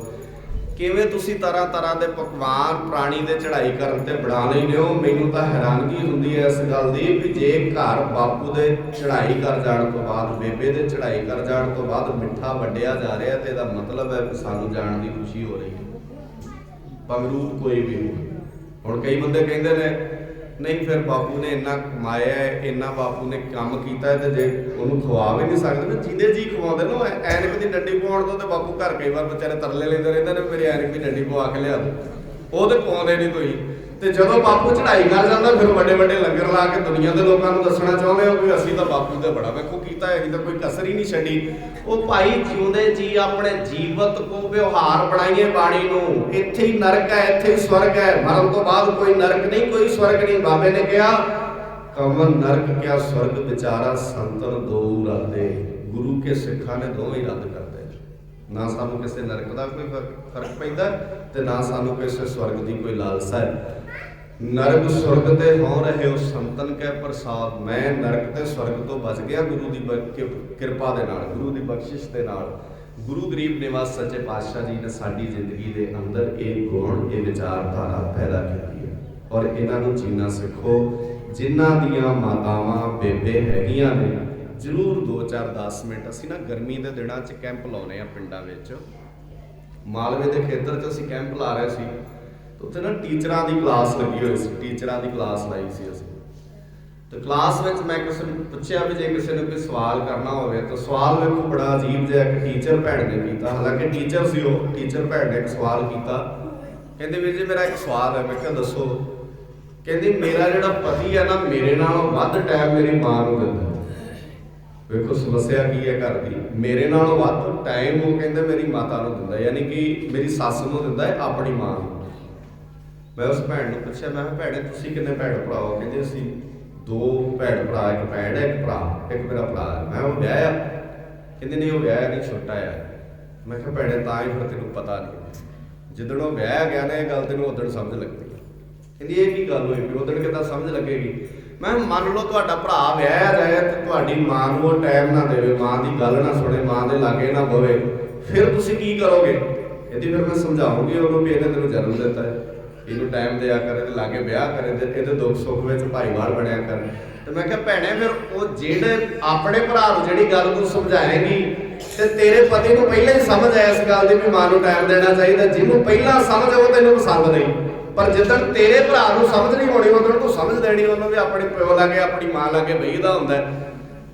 ਹੁਣ ਇਹ ਗੱਲ ਉਦੋਂ ਸਮਝ ਲੱਗਣੀ ਆ ਜਿੱਦਣ ਤੇਰੇ ਆਪਣੇ ਤੇ ਬੀਤਣੀ ਆ। ਅਜੇ ਤੈਨੂੰ ਐ ਲੱਗਦਾ ਹੈ, ਔਰ ਅਸੀਂ ਸਮਾਜ ਵਿੱਚ ਹੈਗੇ ਵੀ ਇਸੇ ਤਰ੍ਹਾਂ ਦੇ ਬਹੁਤਾ ਬਾਅਦ ਸਾਡਾ ਸਮਾਜ ਦੇ ਲੋਕਾਂ ਵਿੱਚ ਇਦਾਂ ਦੇ ਅਸੀਂ ਪਾਰਟੀਸ਼ਨ ਏਡੀ ਛੇਤੀ ਕਰਦੇ ਆ ਨਾ ਘਰਾਂ ਦੇ ਵਿੱਚ ਨਿੱਕੀ ਕਰਕੇ ਸਾਡੇ ਕਲੇਸ਼ ਵੱਧ ਜਾਂਦੇ ਨੇ, ਨਿੱਕੀਆਂ ਨਿੱਕੀਆਂ ਸਮੱਸਿਆਵਾਂ ਕਰਕੇ ਸਾਨੂੰ ਇਹ ਨਹੀਂ ਸਮਝ ਲੱਗਦੀ ਅਜੇ ਤੱਕ ਕਿ ਅਸੀਂ ਘਰ ਦੇ ਜੀਆਂ ਨੂੰ ਆਪਣੇ ਆਪਣੇ ਥਾਂ ਤੇ ਕਿਵੇਂ ਰੱਖਣਾ, ਮਾਂ ਨੂੰ ਆਪਣੇ ਥਾਂ ਤੇ ਕਿਵੇਂ ਰੱਖਣਾ, ਪਤਨੀ ਨੂੰ ਆਪਣੇ ਥਾਂ ਤੇ ਕਿਵੇਂ ਰੱਖਣਾ, ਭੈਣਾਂ ਨੂੰ ਆਪਣੇ ਥਾਂ ਤੇ ਕਿੰਨੇ ਘਰਾਂ 'ਚ ਹੀ ਕਲੇਸ਼ ਰਹਿੰਦੇ ਨੇ। ਇਹ ਭੈਣ ਦੀ ਜ਼ਿਆਦਾ ਸੁਣਦਾ ਹੈ, ਇਹ ਮਾਂ ਦੀ ਜ਼ਿਆਦਾ ਸੁਣਦਾ ਹੈ, ਇਹ ਪਤਨੀ ਦੀ ਜ਼ਿਆਦਾ ਸੁਣਦਾ ਹੈ। ਵੀ ਆਪਾਂ ਕਿੱਦਣ ਸਮਝਾਂਗੇ ਇਹ ਗੱਲਾਂ? ਪਤਨੀ ਦੀ ਵੀ ਸੁਣਨੀ ਪੈਣੀ ਹੈ ਕਿਉਂਕਿ ਵਿਆਹ ਕੇ ਲਿਆਂਦੀ ਹੈ, ਆਨੰਦ ਕਾਰਜ ਹੋਇਆ, ਇਹ ਕਿੱਦਾਂ ਹੋ ਸਕਦਾ ਵੀ ਉਹਦੀ ਨਾ ਸੁਣੇ ਬੰਦਾ? ਮਾਂ ਦੀ ਵੀ ਸੁਣਨੀ ਪੈਣੀ ਹੈ ਕਿਉਂਕਿ ਉਹਨੇ ਜਨਮ ਦਿੱਤਾ। ਹੁਣ ਜੇ ਕੋਈ ਕਹੇ ਵੀ ਮਾਂ ਦੀ ਨਹੀਂ ਸੁਣਨੀ ਕਿਉਂਕਿ ਵਿਆਹ ਮੇਰੇ ਨਾਲ ਕਰਾਇਆ, ਤਾਂ ਕਈ ਵਾਰ ਬੰਦਾ ਇਦਾਂ ਸੋਚਦਾ ਨਾ ਵੀ ਇਹਦੇ ਨਾਲ ਕੋਈ ਇੰਨਾ ਸਾਂਝ ਰੱਖਦਾ, ਵਿਆਹ ਤੇਰਾ ਮੇਰੇ ਨਾਲ ਹੋਇਆ। ਤੇ ਕੌਣ ਦੱਸੇ ਵੀ ਕਮਲੀਏ ਵਿਆਹ ਤੇਰੇ ਨਾਲ ਹੋਇਆ ਤੇ ਵਿਆਹ ਤਾਂ ਹੋਇਆ ਕਿਉਂਕਿ ਜੰਮਿਆ ਇਸ ਮਾਂ ਨੇ ਪਹਿਲਾਂ। ਜੇ ਮਾਂ ਨਾ ਜੰਮਦੀ ਤਾਂ ਤੇਰੇ ਨਾਲ ਵਿਆਹ ਕਿੱਥੋਂ ਹੋ ਜਾਂਦਾ? ਇਸ ਕਰਕੇ ਜੇ ਤੇਰਾ ਹੱਕ ਬਣਦਾ ਮੇਰੇ ਤੇ ਇਸ ਮਾਂ ਦਾ ਵੀ ਉਨਾ ਹੀ ਹੱਕ ਬਣਦਾ ਜਿੰਨਾ ਤੇਰਾ ਹੱਕ ਬਣਦਾ, ਤੇਰੇ ਨਾਲੋਂ ਵੱਧ ਬਣਦਾ। ਅਸੀਂ ਗਰੀਬ ਨਿਵਾਸ ਸੱਚੇ ਪਾਤਸ਼ਾਹ ਜੀ ਦੀ ਬਾਣੀ ਦਾ ਓਟ ਆਸਰਾ ਜਿੱਦਾਂ ਲਵਾਂਗੇ ਉਦੋਂ ਇਹ ਗੱਲ ਸਮਝ ਲੱਗਣੀ ਹੈ। ਹਰ ਜਸ ਰੇ ਮਨਾ ਗਾਇਲ ਹੈ ਜੋ ਸੰਗੀ ਹੈ, ਤੇਰੋ ਅਵਸਰ ਬੀਤਿਓ ਜਾਤ ਹੈ ਕਹਿਓ ਮੰਨ ਲੈ, ਮੇਰੋ ਆਪਣੇ ਥਾਂ ਪਰ ਥਾਂ ਸਾਰਿਆਂ ਨੂੰ ਟਾਈਮ ਦਿਆ ਕਰੋ, ਘਰਾਂ ਨੂੰ ਸਵਰਗ ਬਣਾਈ ਲਿਆ। ਗੁਰੂ ਨਾਨਕ ਦਾ ਘਰ ਸਿੱਖ ਲਈ ਸਵਰਗ ਹੁੰਦਾ। ਅਸੀਂ ਆਪਣੇ ਘਰਾਂ ਨੂੰ ਸਵਰਗ ਬਣਾਉਣ ਦੀ ਆਦਤ ਪਾਉਣੀ ਹੈ। ਉਹ ਸਵਰਗ ਬਣਾਇਆ ਜਾ ਸਕਦਾ ਗੁਰੂ ਗ੍ਰੰਥ ਸਾਹਿਬ ਦੀ ਬਾਣੀ ਨਾਲ। ਤੇ ਜਦੋਂ ਬਾਣੀ ਸਮਝ ਆ ਗਈ ਨਾ ਉਦੋਂ ਮੇਰ ਤੇਰ ਆਪੇ ਹੀ ਮੁੱਕ ਜਾਣੀ ਹੈ ਸਾਡੇ ਘਰਾਂ 'ਚ। ਮੇਰ ਤੇਰ ਕਿਉਂ ਹੈ? ਕਿਉਂਕਿ ਸਾਡੇ ਕੋਲ ਬਾਣੀ ਨਹੀਂ ਹੈ, ਅਸੀਂ ਬਾਣੀ ਨਾਲ ਨਹੀਂ ਜੁੜੇ ਹੋਏ। ਅਸੀਂ ਗੁਰਦੁਆਰੇ ਮੱਥਾ ਟੇਕਦੇ ਆ, ਪਰਿਕਰਮਾ ਕਰਦੇ ਆ, ਅਖੰਡ ਪਾਠ ਸਾਡੇ ਘਰ ਆਰੰਭ ਹੋ ਜਾਂਦਾ। ਅਸੀਂ ਤਾਂ ਹੁਣ ਹੌਲੀ ਹੌਲੀ ਲੋਕ ਵੈਸੇ ਸਿਆਣੇ ਹੋ ਰਹੇ ਨੇ, ਨਹੀਂ ਤੇ ਜਿਹੜਾ ਅਖੰਡ ਪਾਠ ਹੁੰਦਾ ਸੀ ਨਾ ਉਹਦਾ ਵੀ ਕਈ ਵਾਰ ਇਹੋ ਹੀ ਮਤਲਬ ਸਮਝਦੇ ਸੀ ਜਿਹੜਾ ਪੁਰਾਣੀ ਚੜ੍ਹਾਈ ਕਰਕੇ ਸ਼ਾਇਦ ਪਾਠ ਵੀ ਉਹਦੇ ਲਈ ਕਰਾਇਆ ਵੀ ਉਹਨੂੰ ਹੀ ਇਹਦਾ ਲਾਭ ਹੋਣਾ ਹੈ। ਕੋਈ ਉਹਨੂੰ ਨਹੀਂ ਕੋਈ ਲਾਭ ਹੋਣਾ, ਉਹ ਤਾਂ ਆਪਣੇ ਲਾਭ ਖੱਟ ਗਿਆ। ਜਿਵੇਂ ਇੱਥੇ ਸਤਿਕਾਰਯੋਗ ਮਾਤਾ ਜੀ ਆਪਣੀ ਜ਼ਿੰਦਗੀ ਨੂੰ ਸੋਹਣਾ ਜੀ ਗਏ, ਬੜਾ ਖੂਬਸੂਰਤ ਜੀ ਗਿਆ ਜਿੰਨਾ ਉਹਨਾਂ ਨੇ ਜੀਆ। ਆਪਾਂ ਤੇ ਸਾਰੇ ਇੱਥੇ ਹੁਣ ਤਾਂ ਬੈਠੇ ਆ ਤਾਂ ਕਿ ਆਪਾਂ ਗੁਰੂ ਸਾਹਿਬ ਜੀ ਦੇ ਚਰਨਾਂ 'ਚ ਅਰਦਾਸ ਇਹ ਕਰ ਸਕੀਏ ਕਿ ਸੱਚੇ ਪਾਤਸ਼ਾਹ ਸ਼ੁਕਰ ਹੈ ਮਾਤਾ ਜੀ ਆਪਣੀ ਸੋਹਣੀ ਜੀ ਗਏ ਨੇ, ਸਾਡੀ ਜਿਹੜੀ ਰਹਿ ਗਈ ਹੈ ਮਹਾਰਾਜ ਸੱਚੇ ਪਾਤਸ਼ਾਹ ਕਿਰਪਾ ਕਰੋ ਇਹਨੂੰ ਵੀ ਅਸੀਂ ਸੋਹਣੀ ਜੀ ਸਕੀਏ, ਬਾਕੀ ਮੈਂਬਰ ਵੀ ਇਹਨੂੰ ਸੋਹਣੇ ਜੀ ਸਕਣ। ਤੇ ਦੂਜੇ ਅਸੀਂ ਇਕੱਠੇ ਕਿਉਂ ਹੁੰਨੇ ਆ? ਉਹਦਾ ਮਤਲਬ ਇਹ ਸੀ ਵੀ ਅਸੀਂ ਇੱਕ ਦੂਜੇ ਦੇ ਦੁੱਖ ਸੁੱਖ ਵਿੱਚ ਸ਼ਰੀਕ ਹੋਈਏ। ਸਿਆਣੇ ਕਹਿੰਦੇ ਨੇ ਦੁੱਖ ਵਡਾਇਆ ਘਟ ਜਾਂਦਾ ਤੇ ਸੁੱਖ ਵਿੱਚ ਕਿਸੇ ਦੇ ਲਾਗੇ ਬਹਿ ਜਾਈਏ ਤੇ ਉਹਦਾ ਸੁੱਖ ਵੱਧ ਜਾਂਦਾ। ਦੁੱਖ ਘਟਦਾ ਸੁੱਖ ਵੱਧਦਾ। ਇਹ ਹੈ ਭਾਈਚਾਰਕ ਸਾਂਝ ਸਾਡੀ ਜਿਹੜੀ ਸਾਨੂੰ ਸਾਡੇ ਪੁਰਖਿਆਂ ਨੇ ਦਿੱਤੀ ਹੈ। ਜਦੋਂ ਵੀ ਮੌਤ ਸ਼ਬਦ ਸਾਡੀ ਜ਼ੁਬਾਨ ਤੇ ਆਉਂਦਾ ਤੇ ਭੈ ਭੀਤ ਹੋਣ ਦੀ ਲੋੜ ਨਹੀਂ ਹੁੰਦੀ। ਅਸੀਂ ਮੌਤ ਨੂੰ ਮਖੌਲ ਕਰਨ ਵਾਲੇ ਲੋਕ ਆ, ਸਾਨੂੰ ਮੌਤ ਦਾ ਕਿਸੇ ਵੀ ਤਰ੍ਹਾਂ ਦਾ ਕੋਈ ਡਰ ਨਹੀਂ। ਗੁਰੂ ਗਰੀਬ ਨਿਵਾਸ ਸੱਚੇ ਪਾਤਸ਼ਾਹ ਜੀ ਦੀ ਬਾਣੀ ਨਾਲ ਜੁੜ ਕੇ ਇਹ ਸਾਰੀਆਂ ਚੀਜ਼ਾਂ ਨੂੰ ਬੜੇ ਅਦਬ ਸਤਿਕਾਰ ਦੇ ਨਾਲ ਆਪਣੀ ਸੁਰਤ ਵਿੱਚ ਵਸਾਈਏ, ਆਪਣੇ ਜੇਨ ਵਿੱਚ ਵਸਾਈਏ ਔਰ ਆਪਣੇ ਘਰਾਂ ਦੇ ਅੰਦਰ ਨਿੱਕੀਆਂ ਨਿੱਕੀਆਂ ਚੀਜ਼ਾਂ ਦਾ ਧਿਆਨ ਰੱਖਿਆ ਕਰੀਏ। ਮਾਂ ਨੂੰ ਵੈਸੇ ਤਾਂ ਆਪਣੀ ਸਾਰਿਆਂ ਦੀ ਕੋਸ਼ਿਸ਼ ਹੋਣੀ ਚਾਹੀਦੀ ਹੈ ਵੀ ਅਸੀਂ ਮਾਂ ਨੂੰ ਕਦੀ ਵੀ ਦੁਖੀ ਨਾ ਹੋਣ ਦਈਏ, ਇੱਕ ਯਤਨ ਕਰੀਏ। ਪਰ ਗੱਲ ਹੁਣ ਇਹ ਹੈ ਵੀ ਮੇਰੇ ਸਾਹਮਣੇ ਬੈਠੇ ਸਾਰੇ ਉਹ ਜਿਨ੍ਹਾਂ ਦੀਆਂ ਮਾਵਾਂ ਹੈ ਹੀ ਨਹੀਂ, ਸਮਝਾਵਾਂਗੇ ਇਹਨਾਂ ਨੂੰ ਵੀ ਮਾਵਾਂ ਨੂੰ ਦੁਖੀ ਨਹੀਂ ਹੋਣ ਦੇਣਾ। ਉਲਟਾ ਹੈ ਨਾ, ਖੇਡ ਹੀ ਉਲਟੀ ਹੈ। ਇੱਥੇ ਚਾਹੀਦੇ ਤੇ ਨੌਜਵਾਨ ਸੀ ਜਿਨ੍ਹਾਂ ਨੂੰ ਮੈਂ ਦੱਸਦਾ ਵੀ ਮਾਂ ਦੀ ਕਿੰਨੀ ਵੱਡੀ ਅਹਿਮੀਅਤ ਹੁੰਦੀ ਹੈ ਜ਼ਿੰਦਗੀ ਦੇ ਅੰਦਰ। ਜੇ ਨੌਜਵਾਨ ਸਾਹਮਣੇ ਬੈਠੇ ਹੁੰਦੇ। ਹੁਣ ਮੈਂ ਜੇ ਤੁਹਾਨੂੰ ਇਹ ਸਮਝਾਵਾਂ ਵੀ ਸਾਡੀ ਖੇਡ ਹੀ ਉਲਟੀ ਹੈ, ਤੁਹਾਨੂੰ ਹੁਣ ਮੈਂ ਕੀ ਦੱਸਾਂ ਵੀ ਮਾਵਾਂ ਨੂੰ ਸਮਝਾ ਕੇ ਸਤਿਕਾਰ ਦੇ। ਤੁਸੀਂ ਜਾ ਕੇ ਆਪਣੇ ਬੱਚਿਆਂ ਨੂੰ ਕਹੋ ਵੀ ਅੱਜ ਪ੍ਰਚਾਰਕ ਨੇ ਉੱਥੇ ਦੱਸਿਆ ਸੀ ਮਾਵਾਂ ਦਾ ਸਤਿਕਾਰ ਕਰਨਾ ਚਾਹੀਦਾ, ਅਗਲੇ ਨੇ ਸੁਣਨਾ। ਉਹ ਕਿਹੜਾ ਸੁਣਦਾ ਫਿਰ ਅਗਲੇ? ਤੁਹਾਡੀ ਕਿੱਥੋਂ ਸੁਣ ਲੈਣਗੇ ਜਿਹੜੇ ਮੇਰੀ ਨਹੀਂ ਸੁਣਦੇ। ਸਾਡੇ ਕਨਸੈਪਟ ਬਦਲ ਗਏ ਸਾਰੇ। ਅਸੀਂ ਇੱਥੇ ਨੌਜਵਾਨ ਬੱਚਿਆਂ ਦਾ ਆਉਣਾ ਜ਼ਰੂਰੀ ਹੋ ਜਾਂਦਾ, ਲਾਜ਼ਮੀ ਹੁੰਦਾ। ਸਾਡੇ ਬੱਚੇ ਆਣ ਕੇ ਬੈਠਦੇ ਤੇ ਆਪਾਂ ਉਹਨਾਂ ਨੂੰ ਦੱਸਦੇ ਵੀ ਵੇਖੋ ਇਸ ਪਰਿਵਾਰ ਵਿੱਚ ਅੱਜ ਮਾਤਾ ਅਮਰਜੀਤ ਕੌਰ ਜੀ ਨਹੀਂ ਰਹੇ ਤੇ ਵੀਰ ਨਿਸ਼ਾਨ ਸਿੰਘ ਨੂੰ ਐ ਲੱਗਦਾ ਮੇਰੀ ਮਾਂ ਨਹੀਂ ਜਾਣੀ ਚਾਹੀਦੀ ਸੀ, ਮੇਰੀ ਮਾਂ ਮੇਰੇ ਕੋਲ ਰਹਿਣੀ ਚਾਹੀਦੀ ਸੀ। ਤੇ ਬਾਕੀ ਜਿਹੜੇ ਨੌਜਵਾਨ ਬੈਠੇ ਹੋ ਆਪਣੇ ਘਰ ਜਾ ਕੇ ਮਾਵਾਂ ਨੂੰ ਰੱਜ ਰੱਜ ਕੇ ਪਿਆਰ ਕਰਿਓ। ਪਤਾ ਨਹੀਂ ਕਿਹੜੇ ਵੇਲੇ ਇਹਨਾਂ ਮਾਵਾਂ ਦੇ ਭੌਰ ਉਡਾਰੀ ਮਾਰ ਜਾਣੇ ਨੇ, ਰੱਬ ਤਰਲੇ ਲੱਗੇ ਕਰਨਾ ਵੀ ਮਾਂ ਆ ਮੇਰੇ ਨਾਲ ਕੋਈ ਗੱਲਾਂ ਕਰ, ਮਾਂ ਮੇਰੇ ਨਾਲ ਬੋਲ। ਦਿਲ ਨਹੀਂ ਕਰਦਾ ਬੰਦੇ ਦਾ ਕਈ ਵਾਰ ਦੋ ਸ਼ਬਦ ਬੰਦਾ ਤਸਵੀਰ ਲਾ ਕੇ ਖਲੋ ਖਲੋ ਕੇ ਮਾਂ ਨਾਲ ਗੱਲਾਂ ਕਰਦਾ ਵੀ ਦੋ ਸ਼ਬਦ ਤੇ ਬੋਲ ਬੇਬੇ। ਕਈ ਕਹਿੰਦੇ ਸੁਪਨੇ 'ਚ ਮਾਂ ਮਿਲੀ ਮੈਨੂੰ, ਜਦੋਂ ਸਾਹਮਣੇ ਬੈਠੀ ਸੀ ਉਦੋਂ ਤਾਂ ਮਿਲ ਨਾ ਦਿੱਤਾ ਮਾਂ ਨੂੰ, ਸੁਪਨੇ 'ਚ ਮਿਲਦੀ ਹੈ ਮਾਂ ਬਾਅਦ ਵਿੱਚ ਆਣ ਕੇ। ਅਸੀਂ ਆਪਣੇ ਘਰਾਂ ਦੇ ਵਿੱਚ ਰੋਜ਼ 2-4 ਮਿੰਟ ਮਾਂ ਦੀ ਮੰਜੀ ਤੇ ਬੈਠਿਆ ਕਰੀਏ ਜਾ। ਮਾਂ ਕੁਛ ਨਹੀਂ ਚਾਹੀਦਾ ਹੁੰਦਾ ਮਾਪਿਆਂ ਨੂੰ, ਮਾਂ ਨੂੰ ਇੰਨਾ ਹੀ ਪੁੱਛ ਲੈਣਾ ਆਣ ਕੇ ਕੋਈ ਵੀ ਬੇਬੇ ਕੀ ਹਾਲ ਹੈ, ਇੰਨੇ ਨਾਲ ਹੀ ਅੱਧਾ ਦੁੱਖ ਮਾਂ ਦਾ ਖਤਮ ਹੋ ਜਾਂਦਾ। ਬਜ਼ੁਰਗ ਬਾਪੂ ਦੀ ਮੰਜੀ ਤੇ ਬਹਿ ਕੇ ਆਣ ਕੇ ਬੱਚੇ ਇੰਨਾ ਹੀ ਪੁੱਛ ਲੈਣਾ ਬਾਪੂ ਕੀ ਹਾਲ ਹੈ, ਚੜ੍ਹਦੀ ਕਲਾ 'ਚ ਹੈ, ਤੇ ਬਾਪੂ ਦੇ ਅੱਧਾ ਦੁੱਖ ਕੱਟਿਆ ਜਾਂਦਾ ਵੀ ਮੇਰੇ ਪੁੱਤ ਨੇ ਮੈਨੂੰ ਪੁੱਛਿਆ। ਤੇ ਜੇ ਪੁੱਤ ਲਾਗੋਂ ਦੀ ਲੰਘ ਜਾਏ ਤੇ ਬਾਪੂ ਵੇਖਦਾ ਰਹੇ ਵੀ ਯਾਰ ਗੱਲ ਹੀ ਨਹੀਂ ਕੀਤੀ ਮੇਰੇ ਨਾਲ। ਔਰ ਇੱਥੇ ਨਹੀਂ ਸਮਝ ਆਉਂਦੀਆਂ ਗੱਲਾਂ। ਇੱਥੇ ਜਦੋਂ ਬੱਚਿਆਂ ਨੂੰ ਬਜ਼ੁਰਗ ਪੁੱਛਦੇ ਨੇ ਨਾ ਕਿੱਥੇ ਚੱਲੇ ਆ, ਕਿੱਥੋਂ ਆਏ, ਤੇ ਸਾਨੂੰ ਕਈ ਵਾਰ ਲੱਗਦਾ ਵੀ ਇਹ ਇੱਕ ਬੜਾ ਦੁਖੀ ਕਰਦੇ ਨੇ। ਮੜਾ ਜਾ ਘਰੋਂ ਜਾਣ ਲੱਗੋ ਤੇ ਇਹਨਾਂ ਨੇ ਬੜਾ ਸਿਆਪਾ ਪਾਇਆ ਹੁੰਦਾ ਵੀ ਕਿੱਥੇ ਚੱਲੇ ਆ, ਕਦੋਂ ਆਏਗਾ, ਕਿੰਨੀ ਦੇਰ ਤੱਕ ਆਏਗਾ। ਮੈਂ ਬਾਹਰਲੇ ਮੁਲਕ ਜਾ ਕੇ ਵੇਖਿਓ ਤੇ ਪੁੱਛਣ ਵਾਲਾ ਕੋਈ ਨਹੀਂ, ਤੇ ਕਈ ਵਾਰ ਬੱਚੇ ਰੋਂਦੇ ਨੇ ਵੀ ਇੱਥੇ ਪੁੱਛਦਾ ਹੀ ਕੋਈ ਨਹੀਂ ਕਿੱਥੋਂ ਆਏ ਤੇ ਕਿੱਥੇ ਜਾਣਾ ਹੈ, ਕਦੋਂ ਆਏਗਾ ਤੇ ਕਦੋਂ ਜਾਏਗਾ। ਜਦੋਂ ਚੀਜ਼ਾਂ ਨਹੀਂ ਹੁੰਦੀਆਂ ਅਹਿਸਾਸ ਉਦੋਂ ਹੁੰਦਾ ਸਾਨੂੰ ਉਹਨਾਂ ਸਾਰੀਆਂ ਚੀਜ਼ਾਂ ਦਾ। ਜਦੋਂ ਚੀਜ਼ਾਂ ਕੋਲ ਹੁੰਦੀਆਂ ਨੇ ਸਾਨੂੰ ਉਹਨਾਂ ਸਾਰੀਆਂ ਚੀਜ਼ਾਂ ਦਾ ਅਹਿਸਾਸ ਨਹੀਂ ਹੁੰਦਾ। ਹੁੰਦਿਆਂ ਸੁਣਦਿਆਂ ਉਹਨਾਂ ਸਾਰੀਆਂ ਚੀਜ਼ਾਂ ਦਾ ਅਹਿਸਾਸ ਕਰੀਏ। ਆਪਣੇ ਮਾਪਿਆਂ ਨੂੰ ਪਿਆਰ ਕਰਨਾ ਸਿੱਖੀਏ, ਆਪਣੇ ਮਾਪਿਆਂ ਨੂੰ ਵਕਤ ਦੇਣਾ ਸਿੱਖੀਏ। ਸ਼ਾਇਦ ਸਾਡਾ ਜੀਵਨ ਉੱਚਾ ਤੇ ਸੁੱਚਾ ਬਣ ਸਕਦਾ ਹੈ ਸਾਡੇ ਜੀਵਨ ਵਿੱਚ। ਔਰ ਇਹ ਚੀਜ਼ਾਂ ਲੋਕ ਪੁੱਛਣਗੇ ਤੁਹਾਡੇ ਤੋਂ ਸਾਰੇ, ਸਿੱਖਾਂ ਦੇ ਘਰਾਂ ਵਿੱਚ ਇੰਨੀ ਸ਼ਾਂਤੀ ਕਿਵੇਂ ਹੈ? ਜਿਵੇਂ ਹੁਣ ਅੱਜ ਬੱਚਾ ਹੈ ਨਾ ਜਿਹੜਾ ਘਰ ਵਿੱਚ ਸਰਦਾਰ ਸਾਹਿਬ ਹੁੰਦੇ ਨੇ, ਉਹਦੇ ਸਾਹਮਣੇ ਦੋ ਸਮੱਸਿਆਵਾਂ ਹੁੰਦੀਆਂ ਨੇ। ਪਤਨੀ ਨੂੰ ਐਂ ਲੱਗਦਾ ਵੀ ਮੇਰਾ ਪਤੀ ਮੇਰੇ ਨਾਲੋਂ ਵੱਧ ਕੇਅਰ ਆਪਣੀ ਮਾਂ ਦੀ ਕਰਦਾ, ਤੇ ਮਾਂ ਨੂੰ ਇਹ ਲੱਗਦਾ ਵੀ ਮੇਰਾ ਜਿਹੜਾ ਘਰ ਵਾਲਾ ਮੇਰਾ ਪਤੀ ਹੈ ਜਿਹੜਾ ਮੇਰੇ ਨਾਲੋਂ ਵੱਧ ਮੇਰੀ ਆਪਣੀ ਨੂੰਹ ਦੀ ਕਰਦਾ, ਮਤਲਬ ਪਤਨੀ ਨਹੀਂ ਕਰਦਾ। ਹੁਣ ਉਹ ਕਿੱਥੇ ਜਾਏ ਵਿਚਾਰਾ? ਜੋ ਨੂੰਹ ਜੇ ਘਰ ਵਾਲੀ ਦੀ ਸੁਣਦਾ ਤੇ ਮਾਂ ਮਿਟਰ ਜਾਂਦੀ ਹੈ, ਜੇ ਮਾਂ ਦੀ ਸੁਣਦਾ ਫਿਰ ਘਰ ਵਾਲੀ ਮਿਟਰ ਜਾਂਦੀ ਹੈ। ਹੁਣ ਜਿਹੜਾ ਵਿੱਚ ਪਿਸ ਰਿਹਾ ਉਹਦੇ ਬਾਰੇ ਅੰਦਾਜ਼ਾ ਲਾਇਆ ਤੁਸੀਂ ਕਦੇ ਵੀ ਉਹਦਾ ਹਾਲ ਕੀ ਹੁੰਦਾ ਹੋਏਗਾ? ਸਟ੍ਰੈਸ ਲੈਵਲ ਕਿਉਂ ਵਧਿਆ ਹੈ ਨਾ? ਅੱਜ ਆਪਾਂ ਕਹਿੰਦੇ ਸਟ੍ਰੈਸ ਬੜਾ, ਸਾਡੇ ਕਾਹਦਾ ਸਟ੍ਰੈਸ ਹੈ ਭਲਾ? ਹੋਰ ਕੀ ਸਮੱਸਿਆ ਹੈ ਤੁਸੀਂ ਦੱਸੋ? ਛੱਪਰਾਂ 'ਚ ਰਹਿੰਦੇ ਰਹੇ ਹੋ ਤੁਸੀਂ, ਛੰਨਾਂ ਵਿੱਚ ਰਹਿਣ ਵਾਲੇ ਲੋਕ ਆ, ਸਟ੍ਰੈਸ ਤਾਂ ਸਾਡੇ ਲਾਗੇ ਵੀ ਨਹੀਂ ਆਉਂਦਾ ਕਦੇ। ਅਸੀਂ ਤਾਂ ਸਵੇਰੇ ਬੰਦਾ ਘਰੋਂ ਨਿਕਲਦਾ ਸ਼ਾਮ ਨੂੰ ਘਰ ਮੁੜਦਾ ਹੁੰਦਾ ਸੀ, ਕੋਈ ਕਿਤੇ ਲੈਣ ਦੇਣ ਨਹੀਂ। ਭਾਵੇਂ ਇਹ ਆਹ ਇਲਾਕੇ ਹੀ ਨੇ ਜਿੱਥੇ ਤੁਸੀਂ ਹੁਣ ਬੈਠੇ ਹੋ, ਅੱਜ ਤੋਂ 20 ਸਾਲ ਅੰਦਾਜ਼ਾ ਲਾ ਕੇ ਵੇਖੋ ਪਹਿਲਾਂ ਕਿੱਦਾਂ ਦੇ ਹਾਲਾਤ ਹੋਣਗੇ। ਪਰ ਤੁਸੀਂ ਸੋਚਿਆ ਸੀ ਕਦੀ ਵੀ ਤੁਹਾਡੇ ਬਜ਼ੁਰਗਾਂ ਨੂੰ ਸਟ੍ਰੈਸ ਵੀ ਹੋਇਆ ਹੋਵੇਗਾ?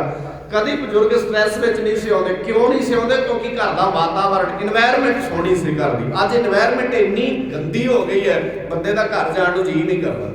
ਵੀ ਪਤਾ ਨਹੀਂ ਕਿਹੜੇ ਬੰਦੇ ਨੇ ਕਿਹੜੇ ਮੂੰਹ ਬੋਲਣਾ ਹੈ, ਪਤਾ ਨਹੀਂ ਕਿਹੜਾ ਬੰਦਾ ਕਿਹੜੀ ਗੱਲ ਤੋਂ ਮੂੰਹ ਫੁਲਾ ਕੇ ਬਹਿ ਜਾਏਗਾ। ਇਸ ਕਰਕੇ ਅਸੀਂ ਆਪਣੇ ਘਰ ਵਿੱਚ ਸੁਣੀਏ ਵੀ ਤੇ ਸੁਣਾਈਏ। ਜਬ ਲਗ ਦੁਨੀਆ ਰਹੀ ਹੈ ਨਾਨਕ ਕਿਛ ਸੁਣੀਏ ਕਿਛ ਕਹੀਏ, ਸੁਣੀਏ ਤੇ ਕਹੀਏ।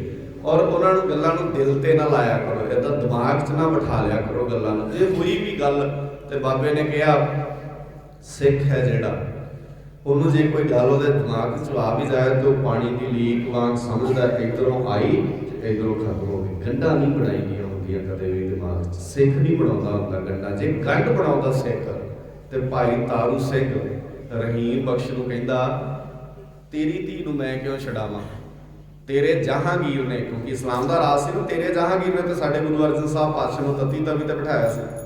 ਤੇ ਜਾ ਹੁਣ ਆਇਆ ਨਾ ਸਵਾਦ, ਉਦੋਂ ਤੁਸੀਂ ਬੜੇ ਕਹਿੰਦੇ ਸੀ ਵੀ ਸਾਡਾ ਰਾਜਾ ਹੈ। ਹੁਣ ਸਮਝ, ਜੇ ਤਾਰੂ ਸਿੰਘ ਸਾਡੇ ਵਰਗਾ ਹੁੰਦਾ ਤੇ ਐਂ ਕਰਦਾ।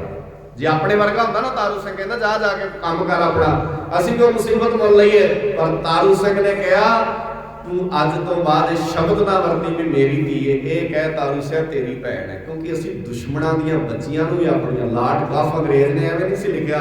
ਉਹ ਕਹਿੰਦਾ ਦੁਨੀਆ 'ਚ ਦੁਸ਼ਮਣ ਤੇ ਬਹੁਤ ਵੇਖੇ ਹੋਣਗੇ ਪਰ ਸਿੱਖਾਂ ਵਰਗਾ ਦੁਸ਼ਮਣ ਵੀ ਕੋਈ ਨਹੀਂ ਵੇਖਿਆ। 100 ਮਿੱਤਰਾਂ ਨਾਲੋਂ ਇਹ ਦੁਸ਼ਮਣ ਚੰਗੇ ਨੇ। ਲਾਰਡ ਕਾਫ ਅੰਗਰੇਜ਼ ਲਿਖਦਾ, ਉਹ ਕਹਿੰਦਾ ਦੁਸ਼ਮਣਾਂ ਨਾਲੋਂ ਸਿੱਖ ਆਮ ਮਿੱਤਰਾਂ ਨਾਲੋਂ ਸਿੱਖ ਦੁਸ਼ਮਣ ਚੰਗਾ ਹੈ। ਉਹਨੂੰ ਸਵਾਲ ਕੀਤਾ ਕਿਸੇ ਨੇ ਵੀ ਹੱਦ ਹੋ ਗਈ, ਦੁਸ਼ਮਣ ਹੁੰਦਾ ਹੈ ਤੇ ਮਿੱਤਰ ਹੁੰਦਾ ਹੈ, ਤੇ ਮਿੱਤਰਾਂ ਨਾਲੋਂ ਸਿੱਖ ਦੁਸ਼ਮਣ ਕਿਵੇਂ ਚੰਗੇ ਨੇ?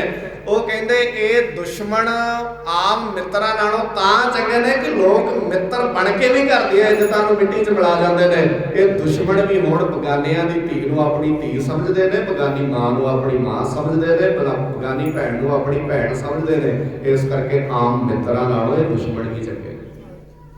ਪਹਿਲੀ ਵਾਰ ਹੋਇਆ ਹੋਣਾ ਜਿੱਦਣ ਕਿਸੇ ਦੂਜੇ ਬੰਦੇ ਨੇ ਸਾਡੇ ਬਾਰੇ ਇਸ ਤਰ੍ਹਾਂ ਦੀਆਂ ਸਟੇਟਮੈਂਟਾਂ ਦਿੱਤੀਆਂ ਹੋਣ। ਸੁਗਰੂ ਮਹਾਰਾਜ ਕਿਰਪਾ ਕਰਨ ਅਸੀਂ ਆਪਣੇ ਘਰਾਂ ਦੇ ਵਾਤਾਵਰਣ ਨੂੰ ਸੋਹਣਾ ਬਣਾਈਏ।